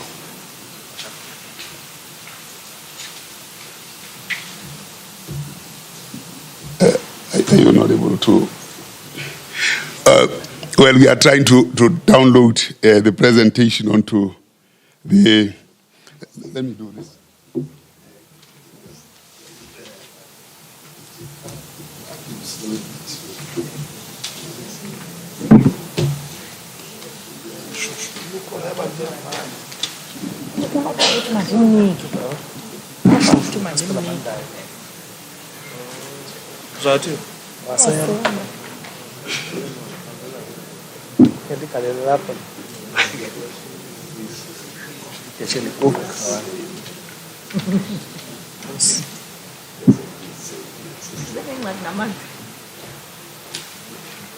Can plug it in.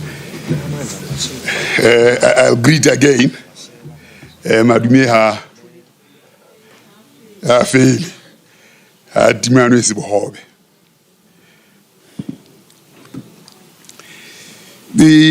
I've been asked to talk about the socio-economic conditions in South Africa.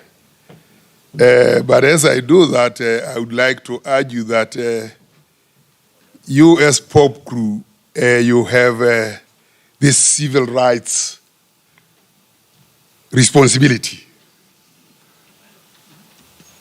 And the question that I have to answer in the presentation is about the responsibility for civil rights.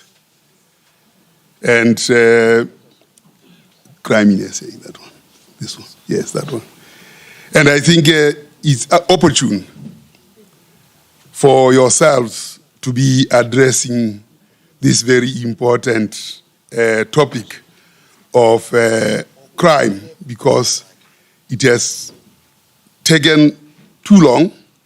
It has even deepened very, very seriously, and robbing South Africa of a possible future.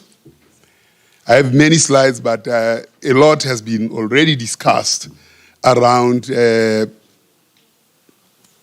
causes of crime and so on. This picture has been trending quite a lot, and it says the face of poverty if we ever needed one. It's an artistic representation of some of the crime scenes, or at least poverty, that we have. I'm not going to bore you with the statistics. You have spoken about this: housebreaking, home robbery, theft of motor vehicles. And we can see somewhat the effects of COVID-19, where people were restricted from moving, a decline in the incidence of crime, but rising thereafter. This is the percentage of households that experienced a specific level of crime, such as housebreaking, home robbery, assault, theft of motor vehicle, and over a period of time. The difficulty with this data is that it comes a year or a year and a half late, and you need to deal with crime in time. But it's also a very useful source of information because it gives you time series. And of course, here we are looking at the people who actually experience crime by sex, male, female, population group, so that you can design policies that actually address these forms of crime. This is just a summary of this, and of course, trends in crime. I'm sure this was discussed a lot yesterday. I'm just reflecting on what might have been discussed already around crime and nature of crime. This is just the demographics again, male, female, and in percentage. What I would like to talk about really in relation to crime is what are the socio-economic and what is our approach to development. For this, I would like to look at Baroness Minosh Shafiq, Director of London School of Economics, talking about what we owe each other. And what we are discussing today as POP is asking that question of what do we owe each other? And how do we, in owing each other, address the symptoms of failures in asking the question or addressing that which we owe each other. Here, at this level, people are young, resources are spent on their education, are spent on their health. As we grow older, at the age of 20, we expect to be working because a lot of investment has been made in education here. We expect to be working. And then as we work at retirement as a retired person here, then we expect to receive some pensions and social grants. The question that we have to ask ourselves as South Africa is, how successful have we been in following this trend of investing in education, creating conditions for people to get work, and then later retiring? Our story is a sad one. You see, when we have to have children crossing rivers just to secure education, then we express no love for those children. And we cannot expect any better in terms of those children, innocent as they are, to find themselves as victims of crime perpetrated by the state because they have not been given the opportunity to access that which should make them better people in the end. So POP crew are beneficiaries of fundamental failures in the system. That we are addressing that today is very, very important because you start structuring how this should be addressed. This is Kliptown a number of years ago, where a child would be sure that she will take a train and go to school. This is Kliptown today. Then how do children go to school? They can't. And the police and prisons become these beneficiaries of a failing system, of a failed system. See, what we are presenting here is how that progression that I've spoken about, what we owe each other, has played itself in South Africa. On this first panel, we are looking at people who have actually gone up to grade 7 after completing grade 3. Now, a census is a time machine. It tells you what happens to people years ago having been born. What is their acquisition of education? And here we are looking at whites, Indians, coloreds, and blacks. So as far back as 1950, blacks only knew ba baby, ba bobu, sa se si so su. Whites were already had already acquired grade 3, while blacks were still doing Teteron.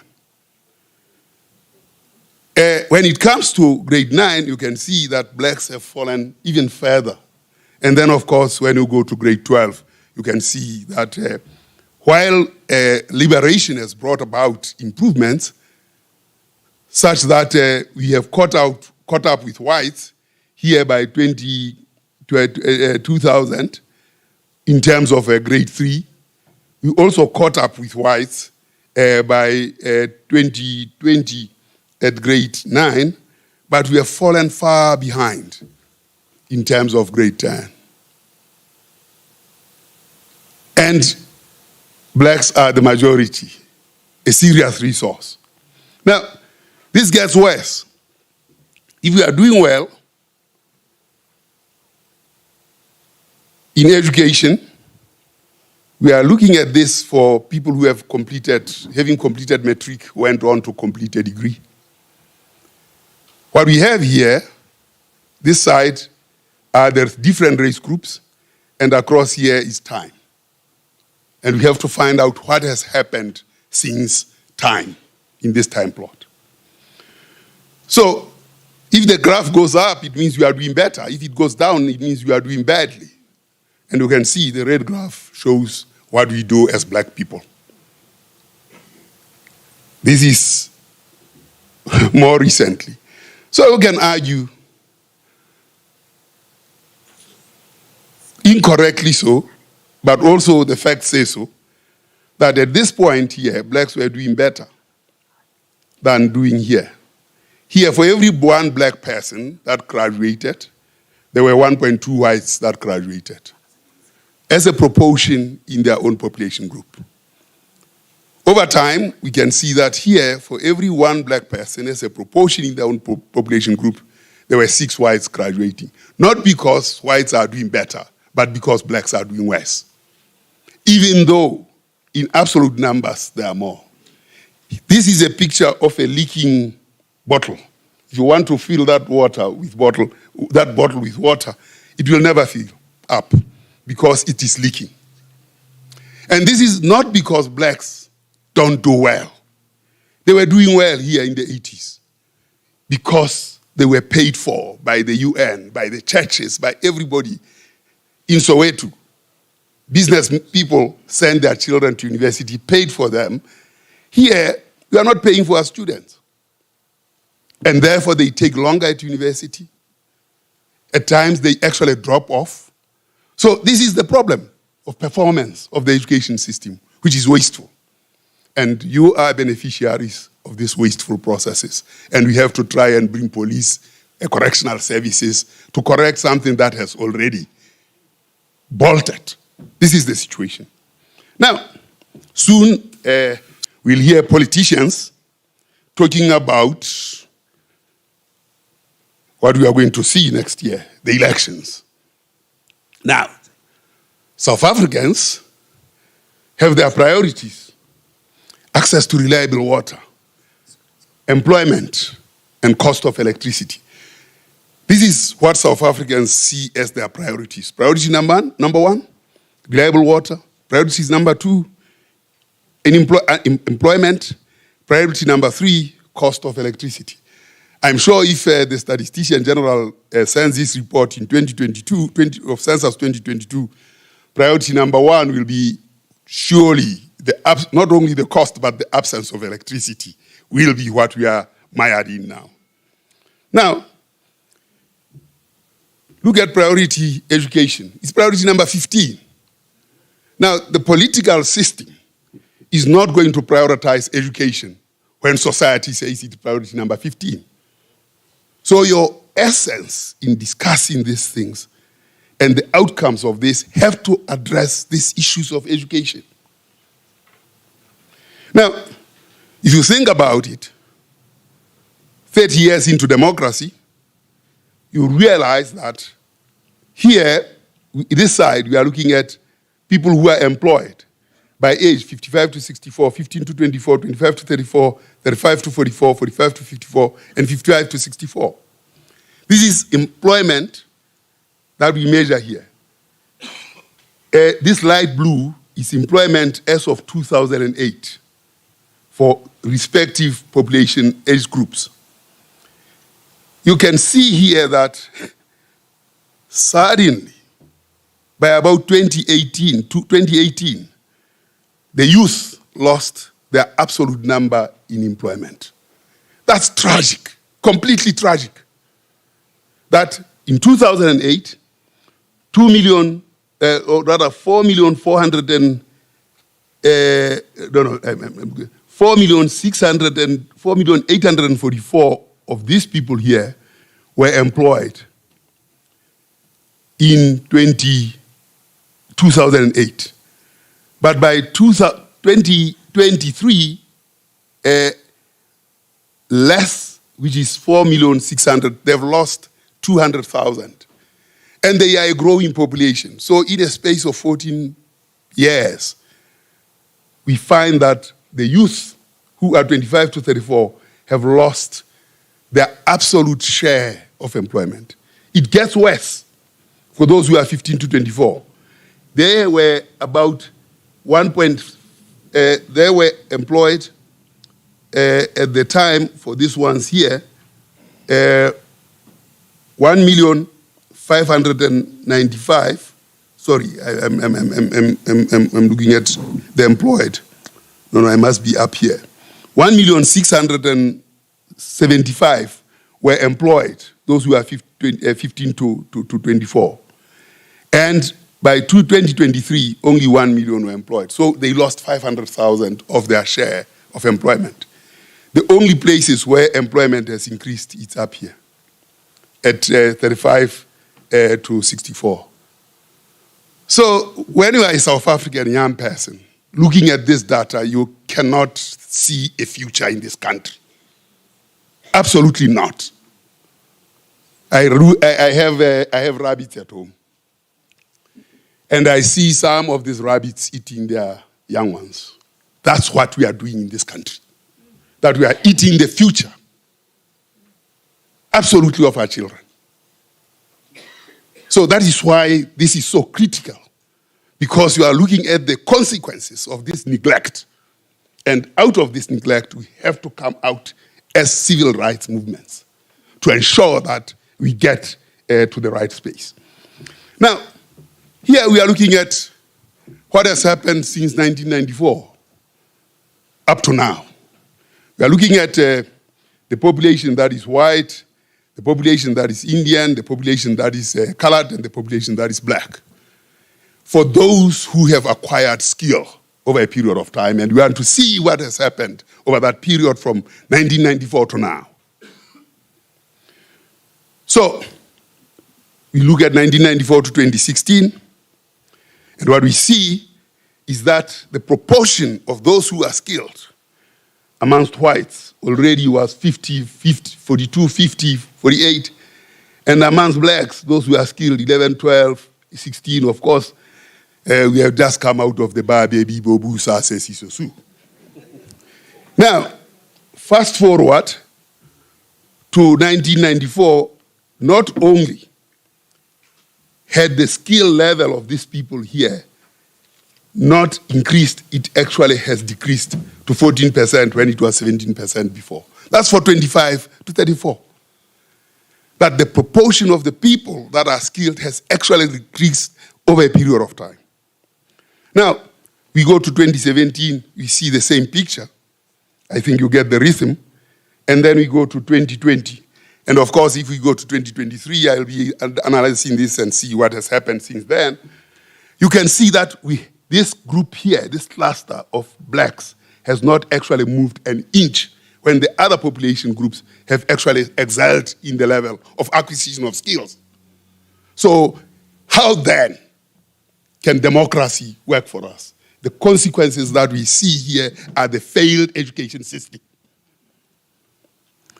Now, when it comes to service delivery, from 2001 to 2016, 2011, you can see monotonically a decrease in poverty for all municipalities, 252 of them. You can see this going down that way. From 2011 to 2016, you see reversals in poverty. Poverty in Fetahomo, poverty in all, increasing. 82 of them have actually reversed from 2011 to 2016 and counting. And I'm sure if we measure poverty by 2022 from the census, we'll see that almost all of them have actually reversed. This is the crisis that you yourselves, as beneficiaries of a failed system, have to deal with. That is why I'm very pleased that you have actually asked that question, what do we do? Now, we measure poverty multidimensionally. What we see in this poverty as measured multidimensionally, we see that unemployment has been the driver of our poverty in South Africa. This is from 2001, And here we are looking at the contribution of drivers of poverty over a period of time. From 2001, poverty, unemployment contributed 33%. By 2015, sorry, this moves when by 2011, poverty contributed 40%. And by 2016, unemployment contributed 52%. Now, you can see that the gap between 2001 and 2011 is 10 years. The gap between 2011 and 2016 is 5 years.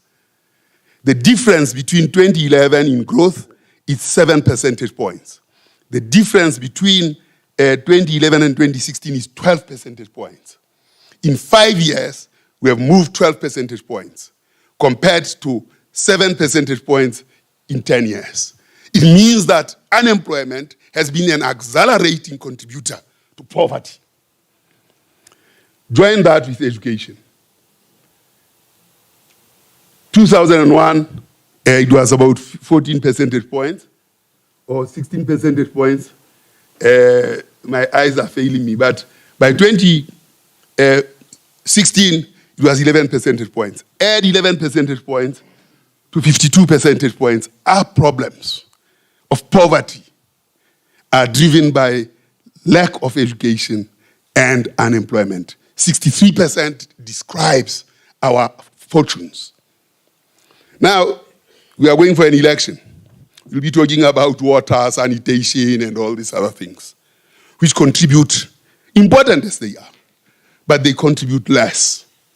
And if the public says education is priority number 15, then we must be a sick society under the 6 conditions. Now, it's worse for the youth, where educational attainment is the main thing that creates poverty for them. Lack of that. When you come to adult unemployment and they're not in education and not in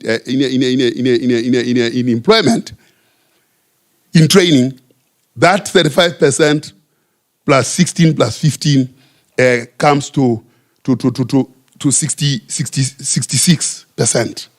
66% of youth troubles are basically not attaining the right education.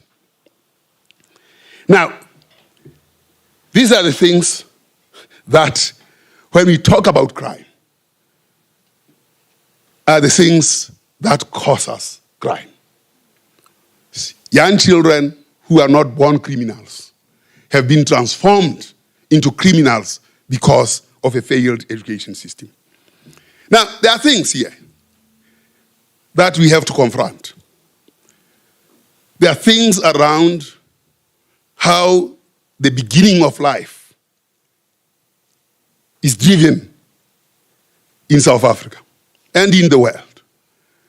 60% of fathers against 35% of mothers say that they are married. So, seated here, comrades, I don't know how many you are, suppose you are 10 here on the podium. 66 of you will say you are married against 4 women that will be seated here. The question is, in a population that is supposed to be 50-50, who are these 6 men married to?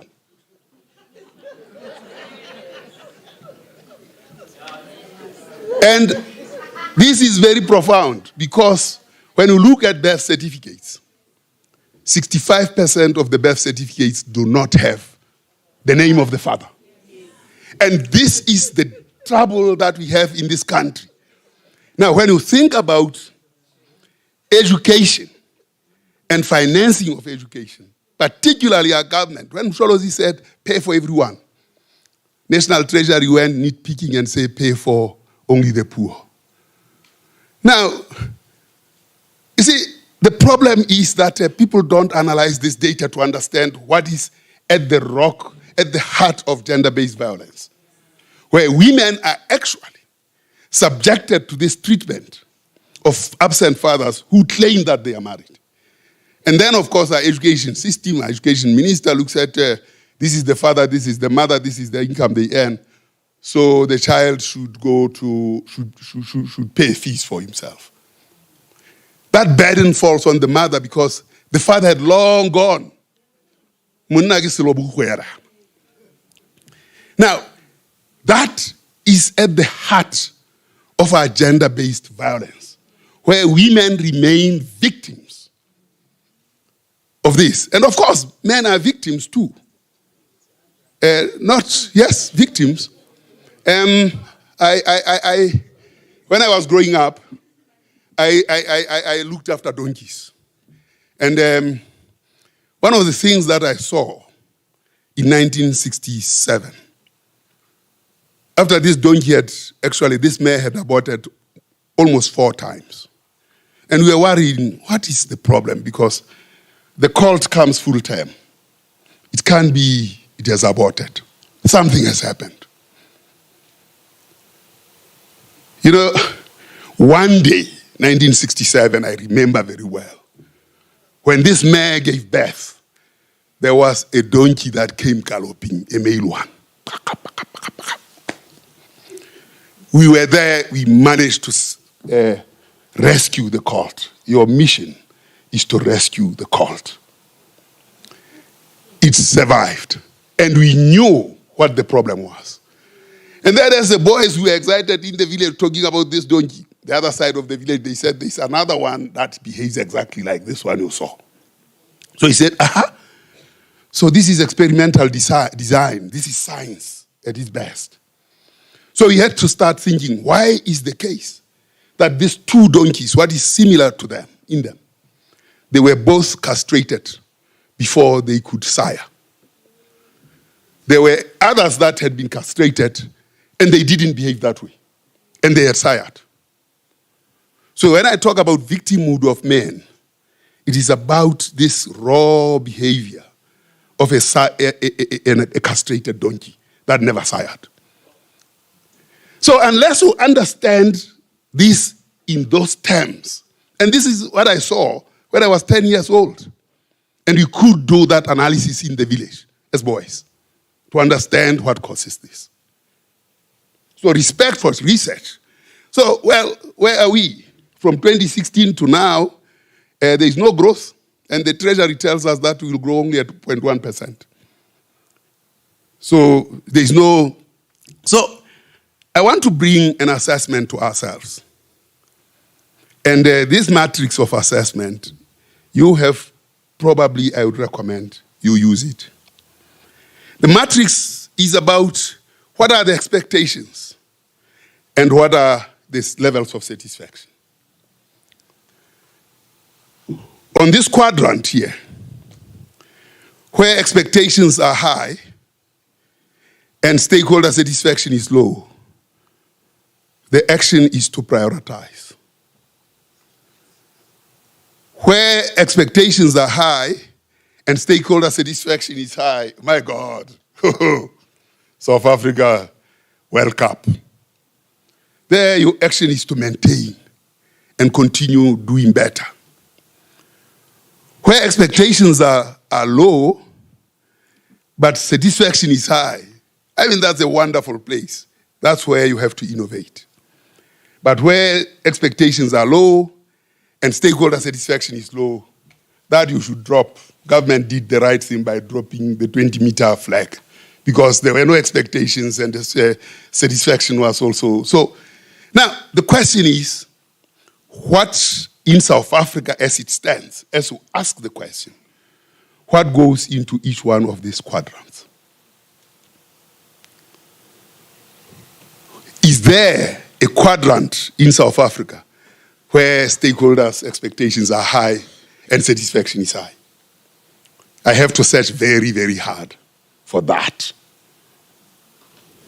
Now, what these quadrants actually mean is that this prioritized quadrant is a government in ICU and in comatose. This one is a failed state when you are in this quadrant, this lower one. This one is a quadrant of really the bright future And this one here, you actually have to start innovating.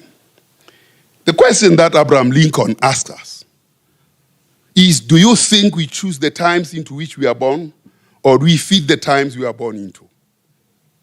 That's the question we have to ask ourselves as to how do we deal with these times that we are born into. In my assessment of South Africa, be energy, be health, be finance, be decent jobs, we are in this quadrant of a failing state. A state in comatose. There's nothing in this, there's nothing in this. And I would argue, and whether it's transport for students, whether it's trade, whether it's everything is there. The only thing that we happen to be doing well is agriculture. Our expectations of the Zondo Commission were very high, that when we get those, perhaps we have something that we can hold on to as a country, that something is happening against corruption, we are acting on it decisively. But even in his own words, Zondo said, a state capture Mark II can happen. And Parliament was very angry with him. But certainly a state two, corruption, capture, is possible in this country. So, my summary of this situation is that there is no planning in this country. Many say they are planning. No, there's no planning in this country. We wouldn't have 14 plans in 30 years. What was that? A toy for the nation every 2 years? It can't be. It can't be that we have RDP, ASGISA, New Path, this, that, and now ERRP and DDM. And when we look at the ERRP and DDM, I mean, the parties' documents on the district development model, you say, but who was preparing this document? It's so empty. It can't be. We are in a crisis. That is why this meeting is so important. Because that transformation is now. So policy development, equally very, very bad. Decision making, you do not know whether we are just energy transitioning or going back to coal and everything. We are in that kind of space. So, I would argue, in summary, that evidence for decision, evidence is not used. Evidence for tangible enablers, there's none. Evidence for process and stakeholder management, there's very little. And learning and growth is absent. So, what then should we do? But before saying what then should we do, I need to take us through this journey of 14 plans in 30 years. RDP, GEAR, ASGISA, NGP, NDP, 9-point plan, it gave birth to 14 little ones, about 5. So it became a 14-point plan. And then we have ERRP, DDM, and master plans. And we hope that we plan. These are not plans. Absolutely, they don't pass master of plans. A plan must show impact, not inputs. Inputs are bad, are easy. Money, you say, oh, this is the budget. And our plans are money. They are not impacts. They don't talk to those children that are crossing rivers and what they should look like in another 70 years. That's the plan that we should have.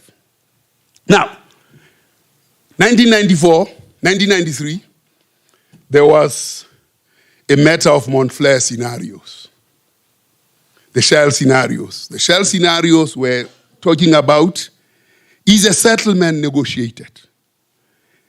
Is transition rapid and decisive? And are the government policies sustainable? Those were the Montflair scenarios.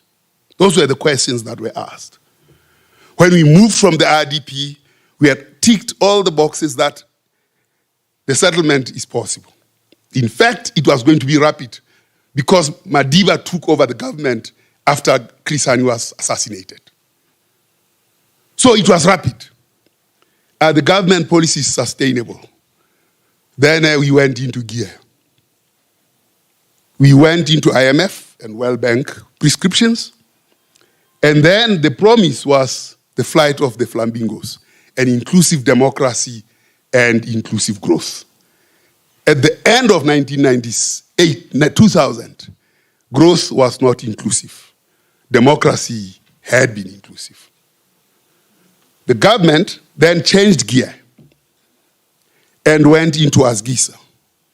And indeed, in that period of 2000 to 2007, 2002 to 2007, 2008, for those 5 years, growth was 6%.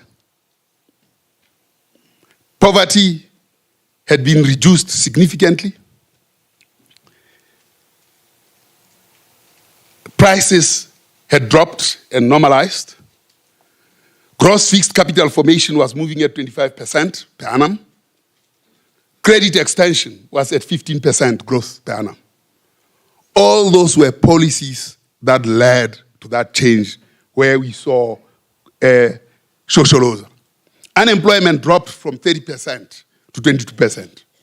I know these numbers, I was measuring them as the statistician general. Now, 2008 happened, or 2007 happened, 2008, and the financial crisis came at the same time as change in government occurred. These are scenarios that we are measuring in government. These scenarios we are measuring in government. Then at the time when that changed, we introduced these scenarios, not yet Uhuru, Nkalakatha, and Muvhango. And if you read Muvhango, the only thing we didn't know in 2007 were who would be the actors in the Muvhango committee. And this says, what will South Africa look like in 2025? At this point, in 2008, the scenarios were, 2009, the scenarios were abandoned as a frame for thinking ahead. We did them 2000 to 2009. Beyond that point, they have never been revisited. And of course, we got the NDP. The NDP, well, 366 pages, thinking big about things. One scenario. It's not a plan. So I'm saying, even the Shosholoza was not a plan. It lacked a number of things in it. But the NDP is the most unfrequented girlfriend or boyfriend. We only visit it when we go and ask for money. And then after that, it has to, yes. So, in 2016, we came together with other people and looked at what are the scenarios for South Africa in the future. We talked about Isibuzwa, trickle-down effect, Gwara Gwara, Imisa rising growth, and Naila Walk, poor outlook. And these scenarios were defined, but undergirding each one of the scenarios were policies articulated. We didn't only do that, we quantified the policies. And how you think about quantifying the policies, you have to be thinking about the capability approach to life. So that you have to think about the vector of goods and services that have to be provided, such as the one that brings us here today. Policing, incarceration. And these vector of goods and services is clearly described adequately by Monish, Monish, who asks, what do we owe each other? We owe each other a vector of goods and services with their characteristics. And we owe each other the means to achieve those vector of services. So that personal, social, and environmental conversion factors are executed on these things that we owe each other. And once they are executed through education, then we are able to have capabilities which is vectors of potential functionings. And that embeds in us the freedom to achieve, which is in the Freedom Charter, the freedom to achieve. And then, as we buy goods and services and move this way and that way, we deal with preferences, social, and so on, and we have this one vector of achieved functionings, which is achievement. We don't have a system like this in government. I've worked in there, I know. Now, we have to understand what the driving forces are using this DPRSI model so that we can understand pressures, the root causes. I've talked about the root causes, amongst which is the castrated donkeys that then victimize women. And then the state of the environment and its socio-economic states and the impacts. No doubt, I don't have any doubt in my mind that the just energy transition and the closure of Komati never went through this process, because if it did, Komati would have been shut down. So the driving forces and our responses have to tell us what are the things that we should, and for that you need modeling. So, what then did we do with the Indula Mete scenarios? We came with the 6-pillar policy, and Premier Makura adopted it in Gauteng. And in his 2020 budget, State of the Nation address, he talked to what that will deliver. He talked impact. He didn't talk inputs, he talked impact. The 6-pillar policy talks to macroeconomic policy reforms, to social policy reforms, microeconomic reforms, trade and industry, private sector, and provincial growth plans. And they had worked at the detailed level of the projects and the programs and the policies that would do that. But unfortunately, the Reserve Bank and the Treasury and the national government didn't come to the party. Gauteng still thinks that it is on track for Naila Walk. It is not. It is on track for Gwara Gwara because the macroeconomic reforms didn't come to the party. The social policy reforms didn't come to the party. And the provincial growth and development became a serious shell. This is what the exercise in modeling tells us. And this is where the ERRP and the district development model will show you how far you will go with it. Now, we are not even 2% growth now. We are at 0.2. But let's pretend that it was 0.2% for argument's sake. Here, we are looking at the policies. Look at that. These are policies. And these policies are being quantified for impact. And we are saying business as usual, which are these policies, will only add 0.7 percentage points to growth. And this is your master plans and all these other things. That's what they will add to growth. Then we look at micro reforms, which are part and parcel of that, and that will only add 0.27 percentage points. So we have not hardly reached 1% to grow this economy. Then we modeled what would happen with trade and industry. Now you are at 1.1% growth, 1.1 percentage point growth. Then the macroeconomic reforms, which is how does the Treasury, how does the Reserve Bank, how does the PIC and everybody come with resources? You see 1.43 percentage points growth. And that's what we are refusing to look at as a country. And then, of course, once we have done that, the social policies, they are not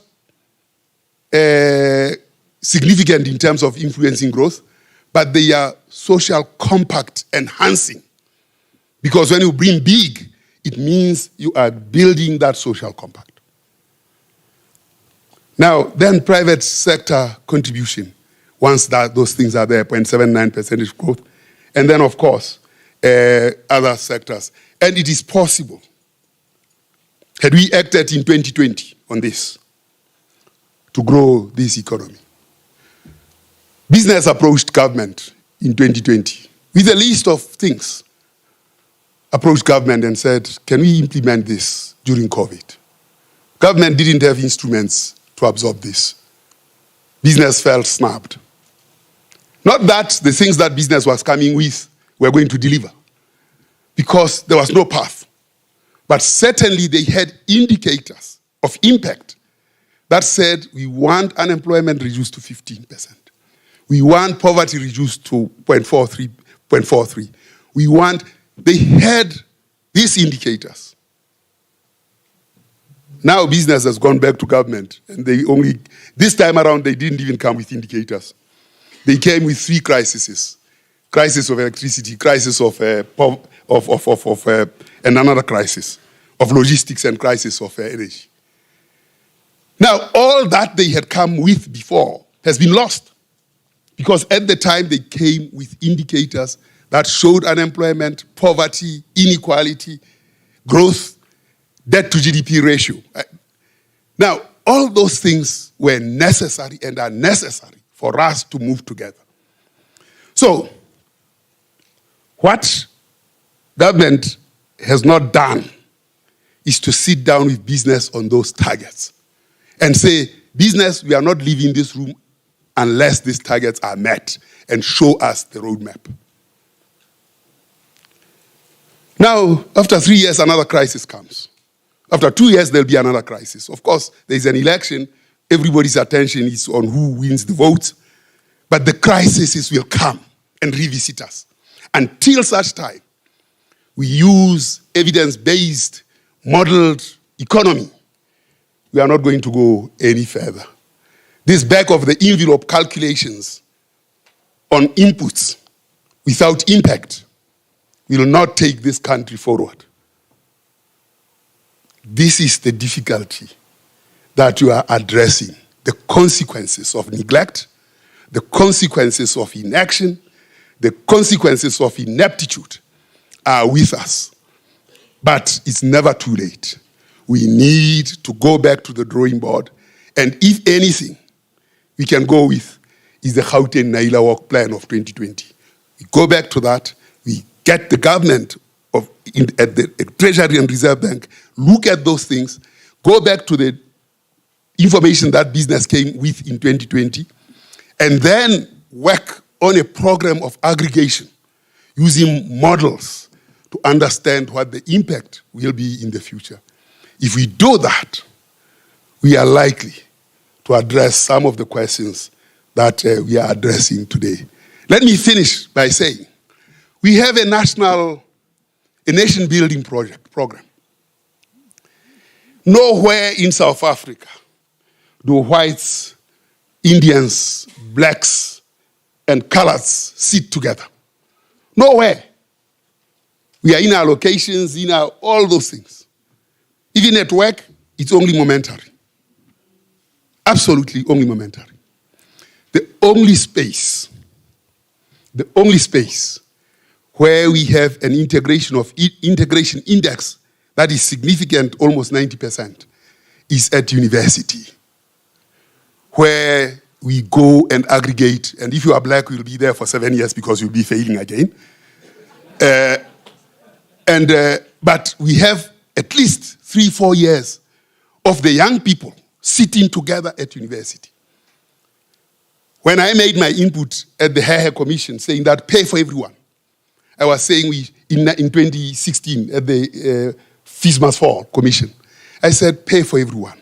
Stop nitpicking, because this is the national agenda. These young people must be asked the question, what do you aspire South Africa to look like? And that must be an assignment for every student, every year. Then government could solicit the information that emerges out of that to design the policies and the futures. In 15 years, if we did that, in exchange for paying for everyone, we would never regret a nation at work. Thank you very much. Honorable Ministers, I only recognized you when I started talking. Honorable Lusufi Premier, Honorable Lamola, my apologies. I certainly have to acknowledge your presence. Thank you very much.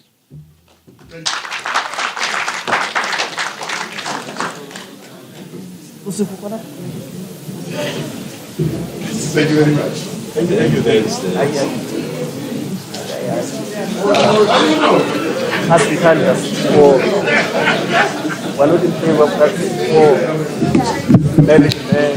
Well received information. Ntate Paji. President.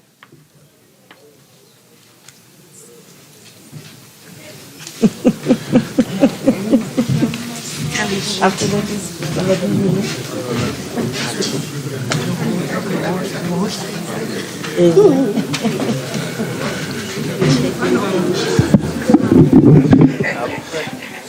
Thank you very much, comrades.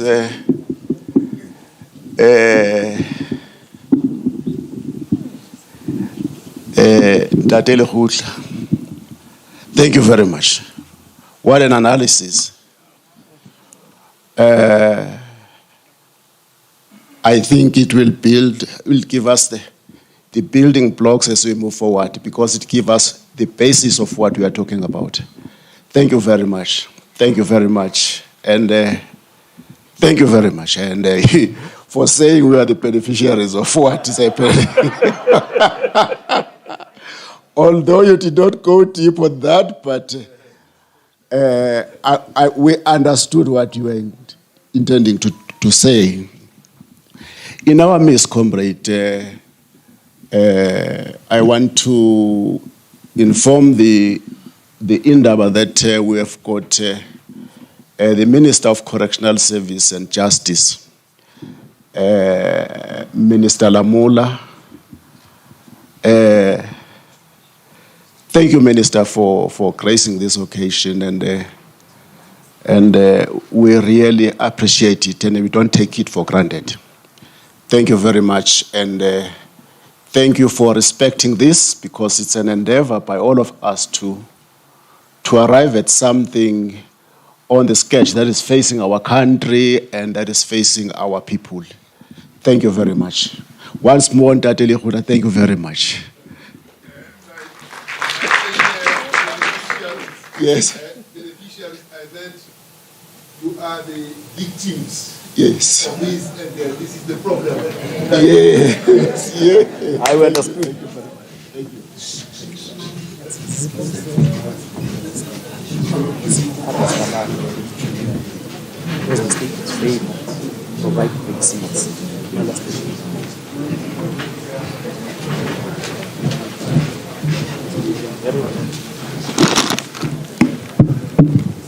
We are now going to call Minister Lamola to come and address us.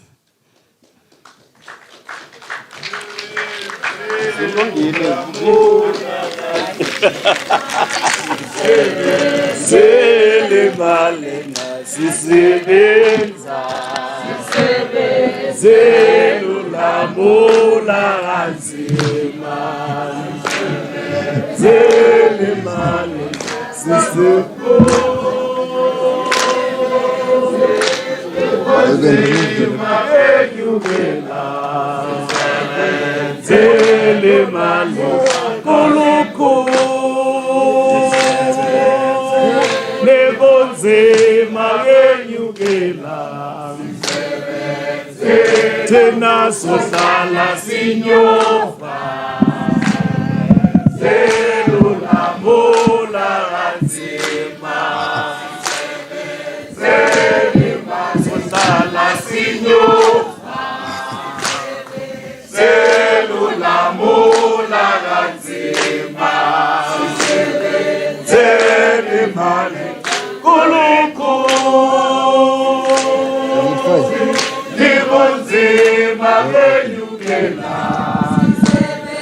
Amandla.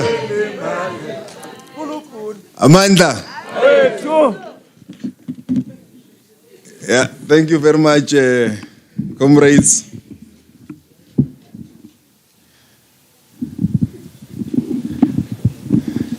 We all know that we are all working for the South African government.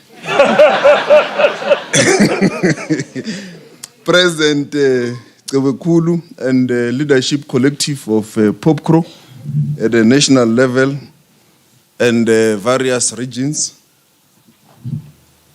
My colleague, Minister Cele, I'm told he was here yesterday. The GS of the party, Comrade Soli, and other leaders of the party that I might not have seen, the leadership of COSATU,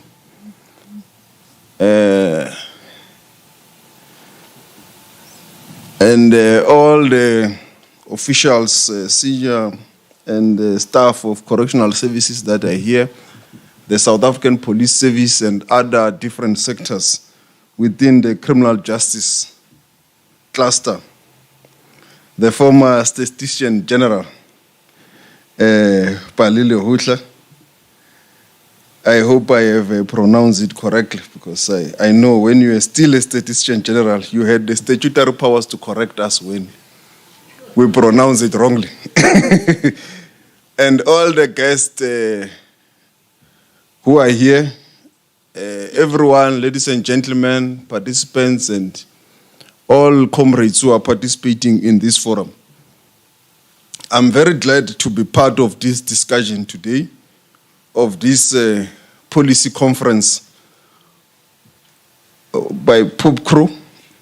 And my topic has been very clear: policy development and review.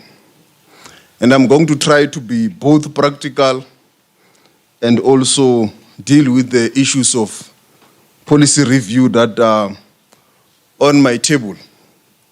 Firstly, in 2019, after I was appointed by the president, I met the leadership of POPCRO.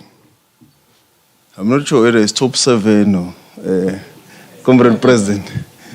So we met for the first time to introduce each other, for them also to source what is my agenda. And I also wanted to know what is their thinking about the department. They raised a number of issues. One was the issue of self-sustainability, which was on top of the agenda. The second one was the shift and the promotion policy. The third one was the issue of the shortage of uniform for the officials across the country. I can't remember the others, but these are the 4 that I remember at the top of my head. And the other one I won't mention because it's a labor relations issue. But on those 4 issues which they raised, firstly on the self-sustainability issue, they said in the past, correctional services used to be self-sustainable, although it could procure some of the things were done internally. Why can't we do it? So I said to them, but I agree with you. On this one, we agree.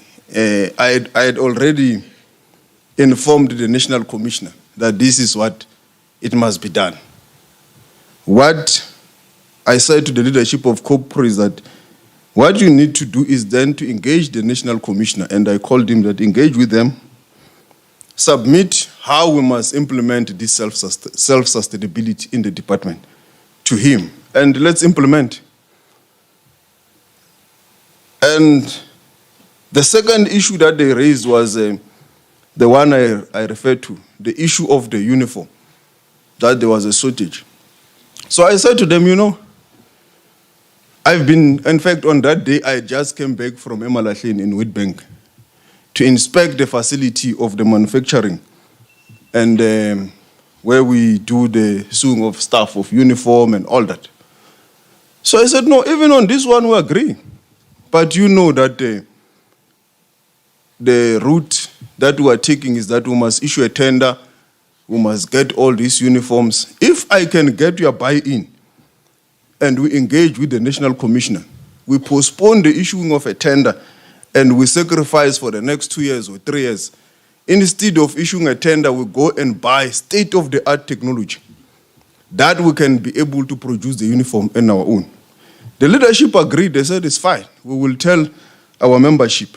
And I told the management that instead of us issuing a tender to go and buy this uniform, let's buy the machines from wherever we can get them. There was some delay and so forth until the labor relations issue I was talking about happened. The new national commissioner came in, and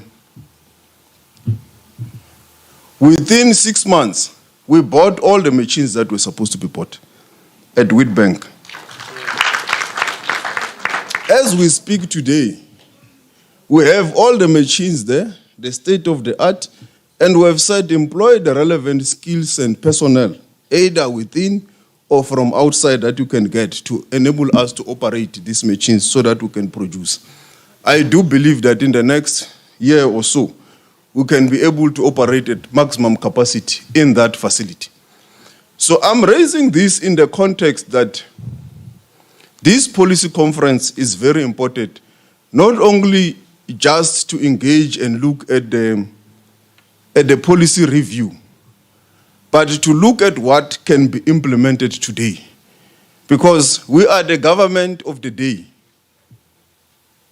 I sometimes say when I engage with comrades,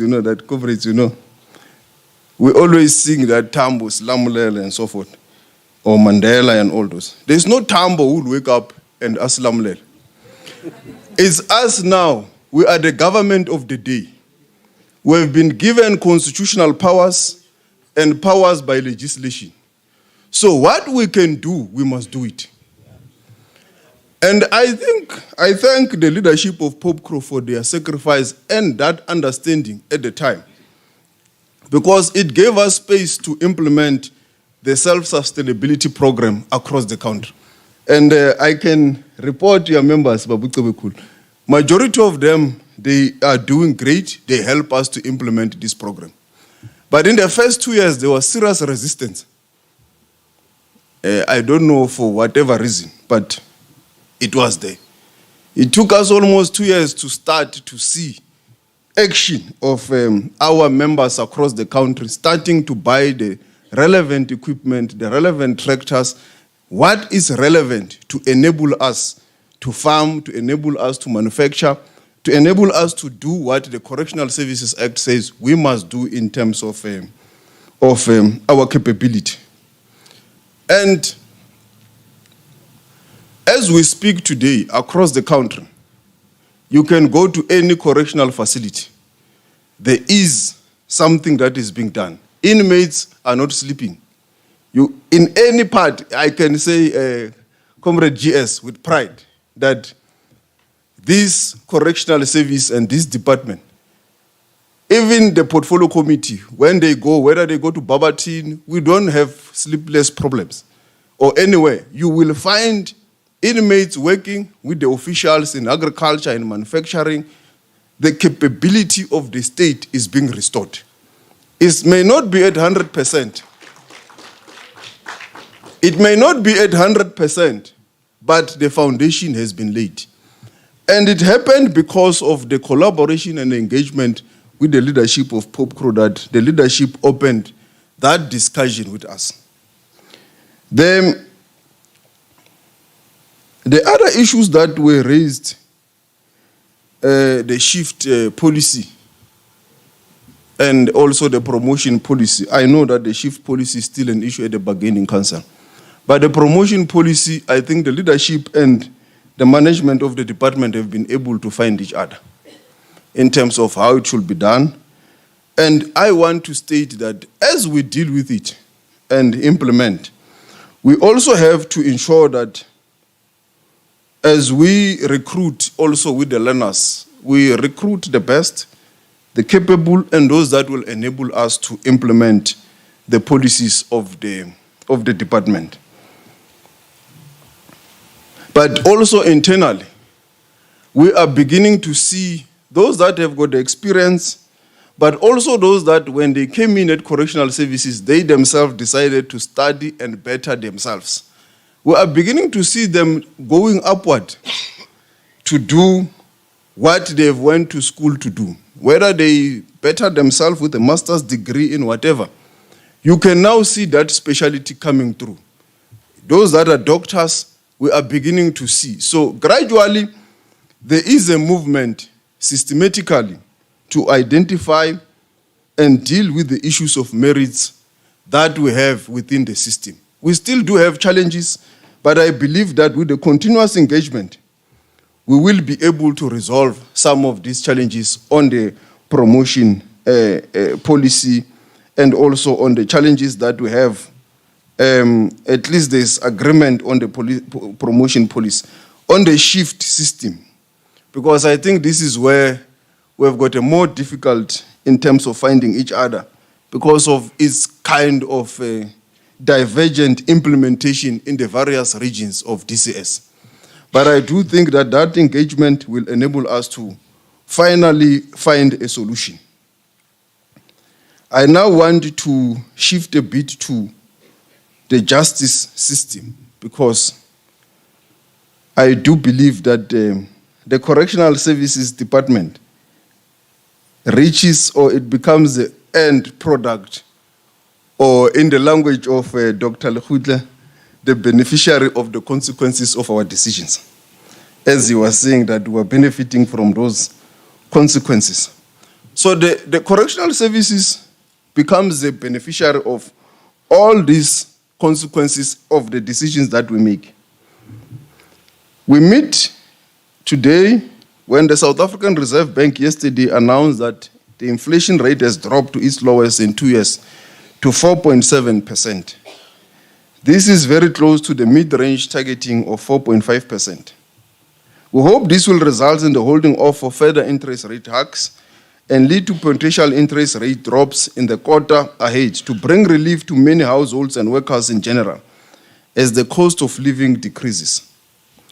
The question of ensuring that the cost of living is addressed is not just a question of economic progress, but is a question of safety as well from our perspective.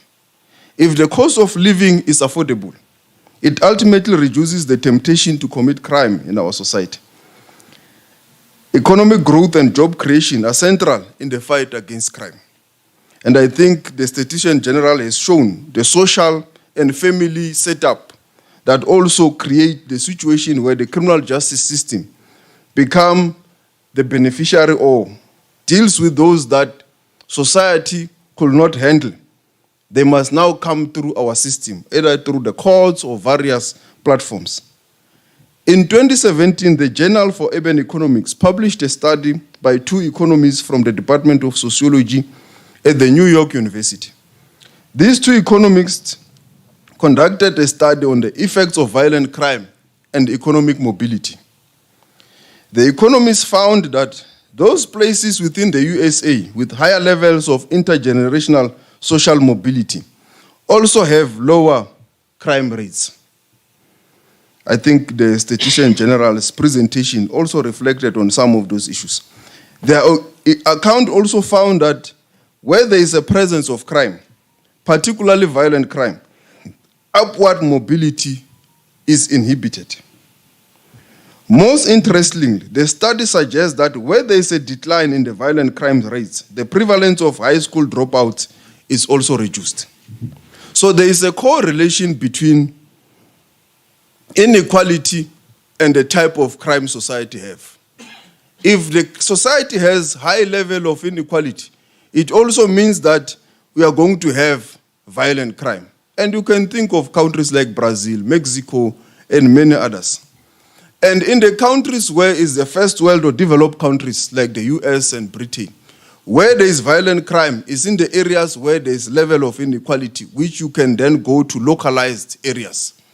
So to resolve this problem of violent crime in our country, we need to reduce the level of inequality. It's not only the criminal justice cluster that will be able to resolve crime. There are aspects and signs that ourselves will have to deal with as the criminal justice cluster. But this should be society as a whole approach to deal with this challenge that the country is facing. The deterrent within the criminal justice system is that when criminals break the law, they must know that they will get arrested, they will be sentenced, and imprisonment will happen. For the first time, the challenge we have now in our system is that someone knows that they can commit crime, they will be arrested on the third or fourth or even fifth commission of the crime. And even at that point, they may not be prosecuted successfully, they may also not be convicted. So that is what we need to fix in the criminal justice system, to send a message of deterrent to society.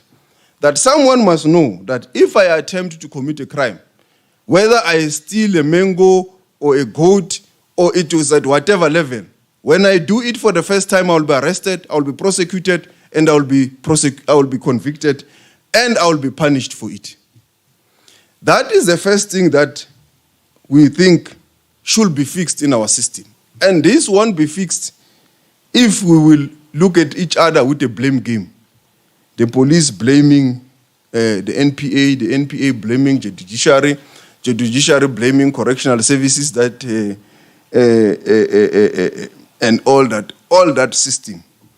The research by the Department of Corrections at the University of South Africa titled Deterrent Value of Punishment on Crime Prevention Using a Judicial Approach shows that deterrence depends on closing the law enforcement net tightly enough around the criminal population so that the risk does not justify the probable play-off for any criminal activity.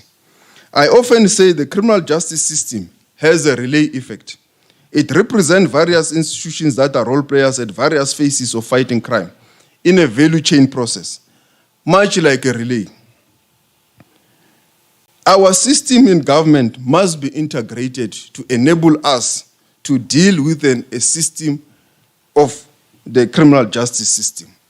Home Affairs, the data they have, the biometric and the technology they use, it must be able to be communicated and the police must be able to access that type of data.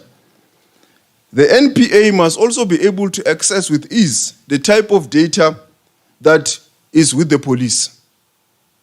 The Correctional Services Department must also be able to access the type of data that it is with the judicial processes and the number of people coming through the system. And this was the aim of what is called the Integrated Justice Management System, which has not yielded full 100% results. I can say it operates at 30%, but if we can be able to fix the backbone and the engine of the criminal justice cluster in terms of integration, we believe we can be able to be effective in the fight against crime and also to modernize the systems. There is no reason why the NPA must only celebrate convictions. When the crime statistics are released and set, we must be able to say how many people were arrested, how many out of those were arrested were prosecuted successfully and convicted through the system. Because when you look at the arrest statistics and the prosecution statistics, there's a disjuncture. It's not the same numbers. Where do they get lost? So I do believe that when we have been able to have and share the same data, the same process, that is what we need to deal with. If the challenge is at an investigation level, we need to pin it down. What is the problem with the investigation? Why can't the NPA take a decision to prosecute on the basis of the outcome of this particular investigation? If the NPA have got a challenge, they've got a proper, well-investigated docket, but they cannot secure a conviction, what is the problem?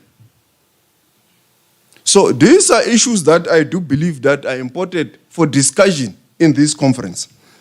And if the problem is training of the NPA, let's deal with that. If the problem is technology, let's deal with the problem. But we do need to say, between ourselves and the police, and the justice system as a whole. Where is the challenge? And from where I am sitting, I do think that it is at a various facet of the process. One, at the investigation level. It does happen because I engage sometimes with the NPA. Say, but what is the problem? Because the police says they have given you dockets and you are not prosecuting. They say no, because I've been asking them these questions many times, the NPA. My last question, they brought me a docket. They said, Minister, here is the docket. You're a lawyer. Here is the crime. Go through the docket. What do you think? I went through the docket. As I could see that indeed they cannot secure a conviction beyond reasonable doubt. So I said, but what is the problem? Didn't you engage with the police and so forth? They said, no, we've engaged. But sometimes when we engage, they get demoralized, they feel like we're undermining them.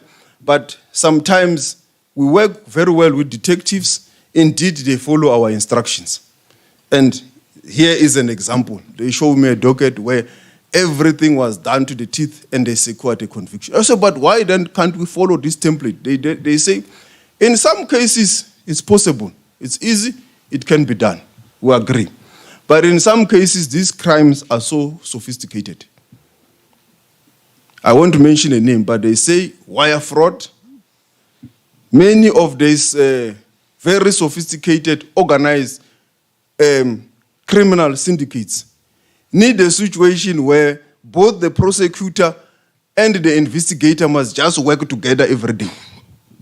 It cannot work. Even some corruption matters that an investigator must go for 6 months to investigate on the PFMA and then come back after 6 months to be given a report after 3 months that go and follow up this and this. They say it's not going to work. So I do think that this conference also had to discuss some of these aspects. There are crimes indeed which we must continue with the current system. But there are crimes where it is clear that we need to revert to some of the specialized units we used to have in the past. The Brixton Murder and Robbery Squad and all those type of approaches also both in the police, in the NPA, and also in our judicial system. So we may need to look into reverting to some of the specialized areas. There are some of them that raises an issue of, for example, cybercrime.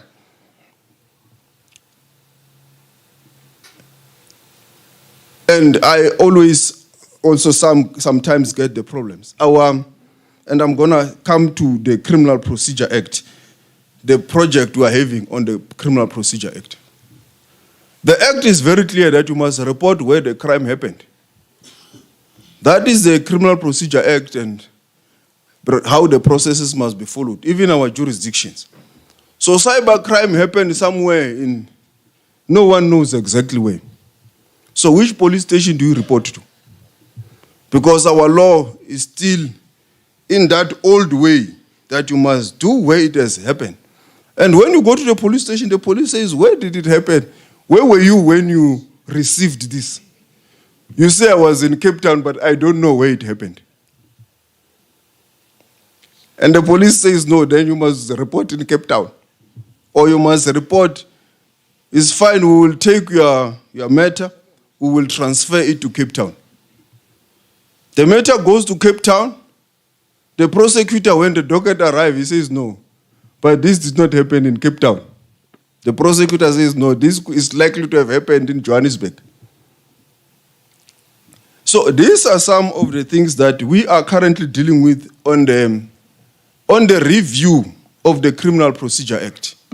Because the Criminal Procedure Act is a 1977 law, which we keep on amending. We've amended it since 1994 many times, but it's not compatible with the Constitution. But secondly, I always give an analogy that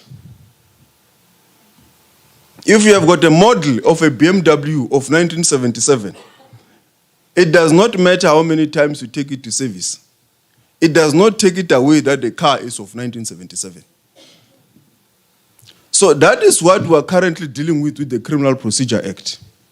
It's incompatible with modern society. It is also not compatible with the constitutional dispensation that we have embarked upon of a constitutional democracy in terms of the number of challenges that both the SAPS and the NPA have. And an acute example of the challenges that we deal with in that Criminal Procedure Act is Section 49 of the Criminal Procedure Act, which gives serious difficulties for the police when they have to execute their duty or the use of force, and also vis-a-vis the reality of a violent society that we are having. So, the project on the review of the criminal procedure is at an advanced stage. And I know the Minister of Police did make some submissions. The police are sitting in the South African Law Reform Commission, which is currently going to give us soon a discussion paper, and we intend to publish a legislation on the complete overhaul of the Criminal Procedure Act. So I also hope that the conference will also look into this aspect. I know that the Commission will at some point engage with yourself as POPCRO directly on the Criminal Procedure Act, on them as practitioners in the space. So you must just start preparing, as I don't know when they will come to you, but they will definitely come. So the Criminal Procedure Act is at the center or the engine of our criminal justice system. So if we have to get it right, that is where we have to start. And that is where I believe we should all put our energy on. The mandate we have given to the Commission is the complete overhaul of the Criminal Procedure Act and related legislations, but included and not limited to the bail reform in general, reform of the arrest dispensation, including remove confusion on the interpretation of the 48-hour rule, and alternative means of ensuring the attendance of accused persons before courts to be charged or tried, reform of the parole laws and ensure uniformity with other laws, reform in the expungement of criminal records, reform and uniformity in sentencing provisions, reform of laws of general importance so as to simplify them and to remove anomalies, ambiguities, and inequities, review of the alignment of the justice peace dispensation, and review and reform of laws relating to the JCPS cluster. Ultimately, our criminal justice system should be driven by the following values: advancement of equality and respect of human rights, advancement of the values of Ubuntu, respect and the restoration of the victim's interest and dignity. I think this is also one of the biggest criticisms we have had in society, that the Criminal Procedure Act of our criminal justice system is not empowering or is not victim-centric. So we are hopeful that with this review, it will help us to deal with this. Another challenge that we have is the speedy resolution of criminal trials. Our trials go on and on and on and on and on and on. That is another challenge. How do we find a solution in this constitutional dispensation where trials can be held with speed, without delay, and it is an efficient system? We believe it can be done, and is doable. We also need to re-engineer the criminal justice system to match the level of modernization and digitization in society today. This must be supported by legislative provisions regarding the electronic sampunas, methods of service of written notices or summonses, electronic payment of bail, fines, physical appearance in courts. The Criminal Procedure Act, as it stands now, it expects that all accused must be tried in person. We can do postponements, all those kind of things, but if it's a trial, it must be in person. I mean, with the advent of the technology that we have today, there's no reason why you must be present in court to be tried. And there's no reason why a witness can't give evidence from wherever they are. as long as they are focused, they can be cross-examined at that level. So all those are part of the project that the Criminal Procedure Act is expected to deal with. Virtual trials, drawing lessons from the COVID-19 pandemic. During COVID-19, Doctor, I saw you dealt with the socio-economic issues. I thought you will also say at least even the criminal justice cluster that is conservative ran some cases virtually during that period. And we have shown during that period that it can be done. So if it can be done, we must then expand on the Criminal Procedure Act to enable this to happen. So this is the modernization that we're talking about. Automatic expungement of criminal records. Currently, the only way we expunge criminal records is through a pardon by the president, and the process can take between a year and 2. And the reality is that those that have been rehabilitated, they no longer have challenges. Why must they wait for long? For their criminal records to be expunged so that they can go back to social life and participate in the economy.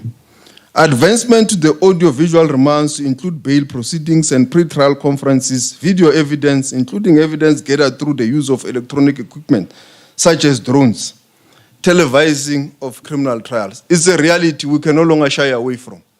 Sometimes I ask myself, I say, they say the criminal justice system is not working.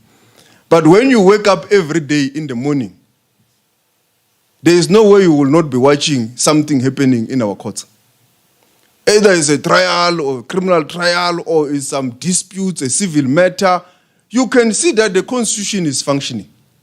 But the issue is whether it is having an impact, the desired impact of access to justice and society is getting the benefits of our system. That is what we need to deal with. And I heard the Statistician General was speaking more on the impact. So maybe that is what we need to talk about. But the reality is that the system is functioning. It's there for everyone to see. There's also an urgent need to design an integrated crime statistics database, repository that will provide for accurate, credible collation and analysis of crime statistics that is essential for planning and implementation of crime prevention strategies by the criminal justice actors within the criminal justice system. So you will have seen that the approach I have taken is the one of conflating policy and implementation. Where we have got the laws, let's implement. We are the government of the day. And most of you are expected across the country to be implementing. You know, sometimes, Comrade GS, I sometimes, when I'm in our gathering, ask ourselves, it's like, I sometimes feel like we speak like we are society. We are not the one governing, we are not the one in charge. When the laws and the constitution says you have the power, you must do it. And I have taken that approach. Where I believe I have the power and I have the constitutional backing and the laws, we do it. We have been very clear with the National Commissioner here. Even in the regions, you can ask the regional leaders. I've seen some of them are here.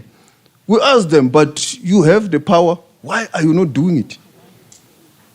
And at some point, with self-sufficiency, we threaten them with letters that if we can finish 6 months without buying a tractor, you're going to be fired. They can tell you. So that is the approach that we have taken. So if there are mistakes that we make, let's make them on the job. And what the law says, and we be challenged and be tested on the basis of what the law says. And it's the same approach we took. I mean, the Constitution is very clear, it gives us powers. It's the same discussion I had with the President on the issue of the remissions. So, President, we have the power. It's here, it's in the Constitution. If there's anyone who wants to jump and say whatever, we will go to court, we'll explain. The Constitution says this and that is what we have done. Let the court say your interpretation is wrong. But the court can't say you had malice We had no malice. There was nothing wrong. We were implementing what the law says we must do. And that, in my view, is what we also need to see also from yourself as the unions of in our country, with your members across the country. Because in some of the situations where we find difficulties when you engage with the functionaries, you don't get why something is not done when the law says it can be done. And also sometimes there is a budget, and even the national leadership says you are empowered to do it. It is also the same approach we took with regards to the pilot project that has been there in the correctional facility with the private public-private partnership at the Gutamas in Timule and also in the Mangaung Correctional Facility. The first thing we said also, I think this was the other one which we engaged with the leadership of POPCRO, which they raised with me. I said, no, our attitude is very clear, is that when the contract ends, we're not going to renew it. But incidences have happened, and we're following the law to deal with those incidences. And we are uncompromising. We are looking at all those contracts that we have. But the most shocking thing which I can say here is that those contracts are heavily skewed in favor of the consignee companies. You know, when you read it, you sometimes feel that then where is the balance? But we have said, let's look at it and juxtapose it with the Correctional Services Act and implement what the Act says we can do.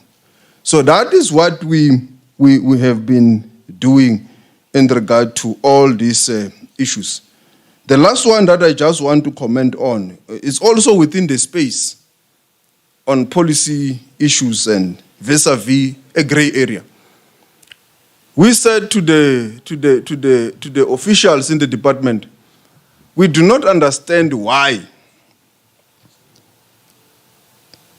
I mean, at least I get it. Those who are above 35, 40, 50, the GS of the party and the comrade, the SG Pali, I mean, they can have an excuse in our facilities not to study or to have some skill.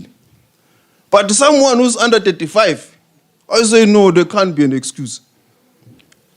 So we have given a clear instruction that all those that are under 35, they must be forced to go to school. They must be forced to learn some skill. If they challenge us, it's fine, we will see how we deal with it. But in the process, we are reviewing our policies to make it possible through the Correctional Services Act to force these people. Because these are the ones who trouble us the most when they leave. Because when they are under 35, the majority of them are going to leave our facilities at some point. And he goes back to society. He does not know how to weld. He does not know how to plumb. He cannot read or write his name. What are we bringing to society? It means we are bringing back another criminal. And that's why then they will say our prisons are a school of criminality.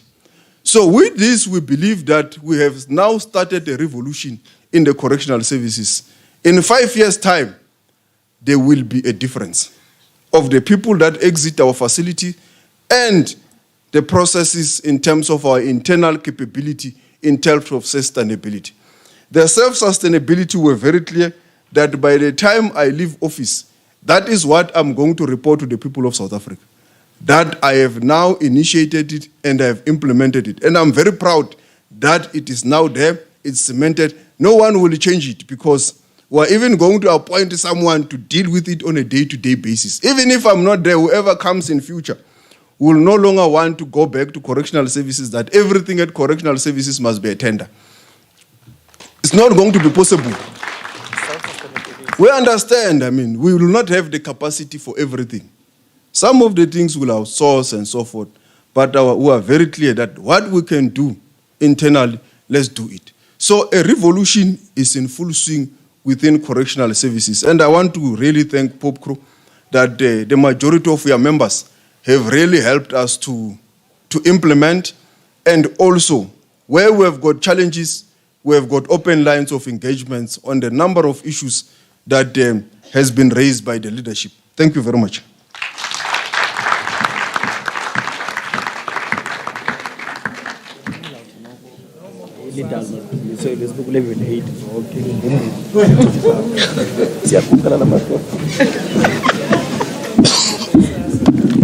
Thank you very much, Minister, for on everything that you have articulated on, more especially within our space, in as much as we also desire in this country a seamless criminal justice system, because that is the only way for us to traverse as a country. Thank you very much. I think on the issues the Minister have raised, and we want to thank you and your Commissioner. Here we acknowledge good things that have happened. And I was on the road show, the whole country. I drove about 26,000 kilometers across the country in 3 months' time, meeting members of POPCO, talking to them and understanding their problems. But amongst other things that I've done, I've visited Wheatbank to see what is happening there, what we are discussing, and are there any movements? Yes, the evidence is there. The factory is up. And thank you very much, Minister. I was at Boksburg. The factory that makes furniture has started to build up. And all the things that we have discussed I think the Minister was correct. And that is why, comrades, in our discussion as POPCO, we say, you know, sometimes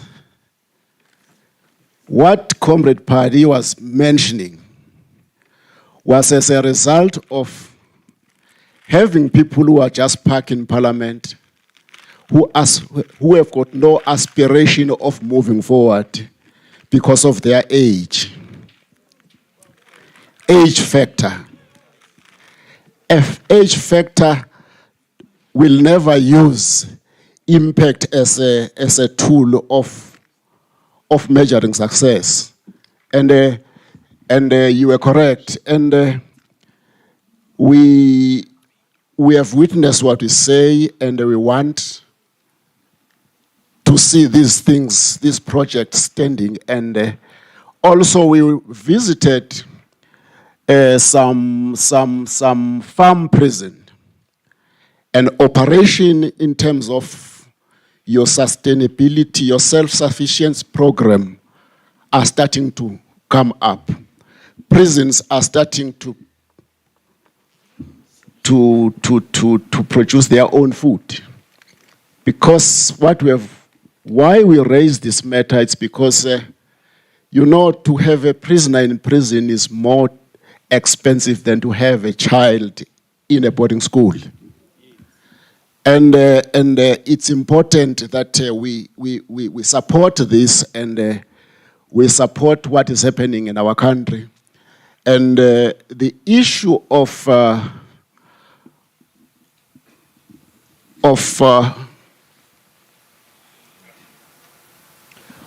the shift, as well as it's a matter that we are discussing. In principle, we agree the line that we are going to take. The issue that has been, your predecessors have been complaining about, that your predecessors, Minister, have been complaining that we do not see women in correctional service moving up through the ranks of correctional services. Thanks that we have achieved that, because it's through one tool, promotion policy. And we have dealt with that, and we are finished. We are dealing with implementation. Thank you very much. And it's the first time in a conference we thank a minister.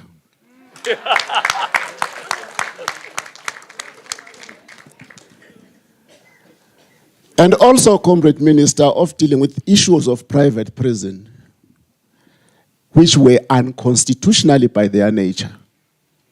Because it's the responsibility of government to take custody responsibility of prisoners. Because we could not allow a situation where people from Britain will come here and start to rehabilitate our people as if we are going to take them back to the society of Britain. The values that we are developing in our rehabilitation programs are such that, must be such that we are preparing these people to be taken back to our society, not to the society of Britain. Thank you very much, Minister. And thanks for the cooperation. Also, I want to thank all correctional service leadership.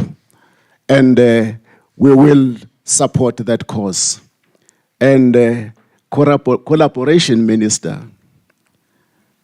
The reason is not only for us, is not only for us to sustain ourselves or to be self-sufficient in what we call, but we see correctional service as a department that is strategically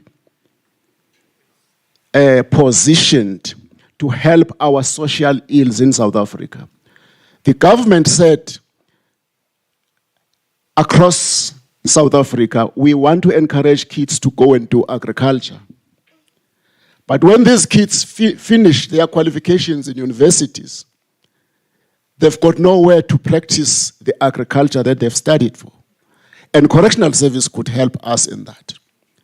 And correctional services, Comrade Paddy was also talking about, was scanning the environment from time when we took over up until now. We're saying,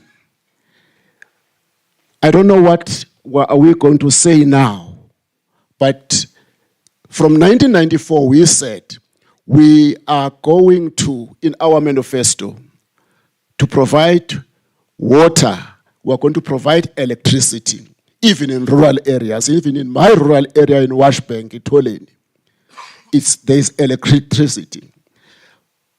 But the problem is, all those pipes that were taking water there, Comrade President, can no longer take water there because there is no one who look after those pipes. And they get damaged and nobody look, and correctional service can come handy in helping us in that situation.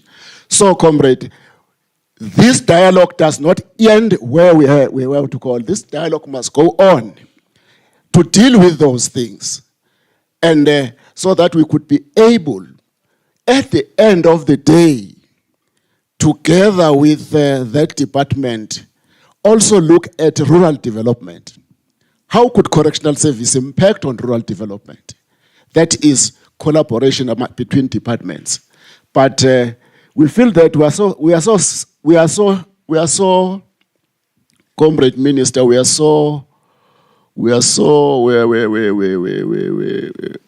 afraid, Comrade GS, we are afraid that at all times, when we start to work with the minister, they change him. There is no continuity in our government. And that is our worry. But thank you very much. Thank you very much, comrades.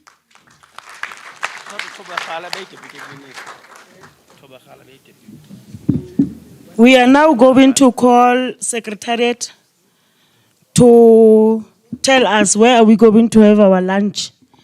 But before that, let me acknowledge in our midst Dr. Koketso Tsebe, Banyana team psychologist, the comrade who contributed very positively in our GBV research. Amandla.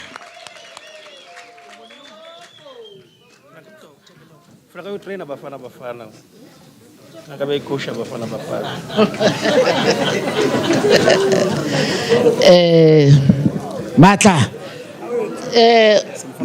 comrades, the arrangement of yesterday is still the same.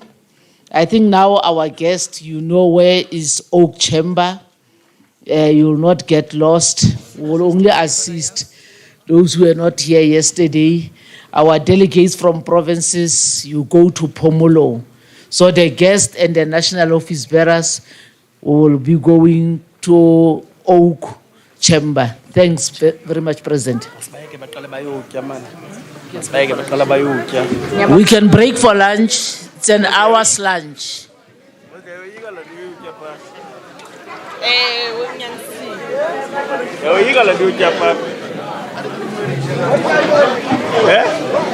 Quarter to 4, we are back. Hour's lunch, quarter to 4.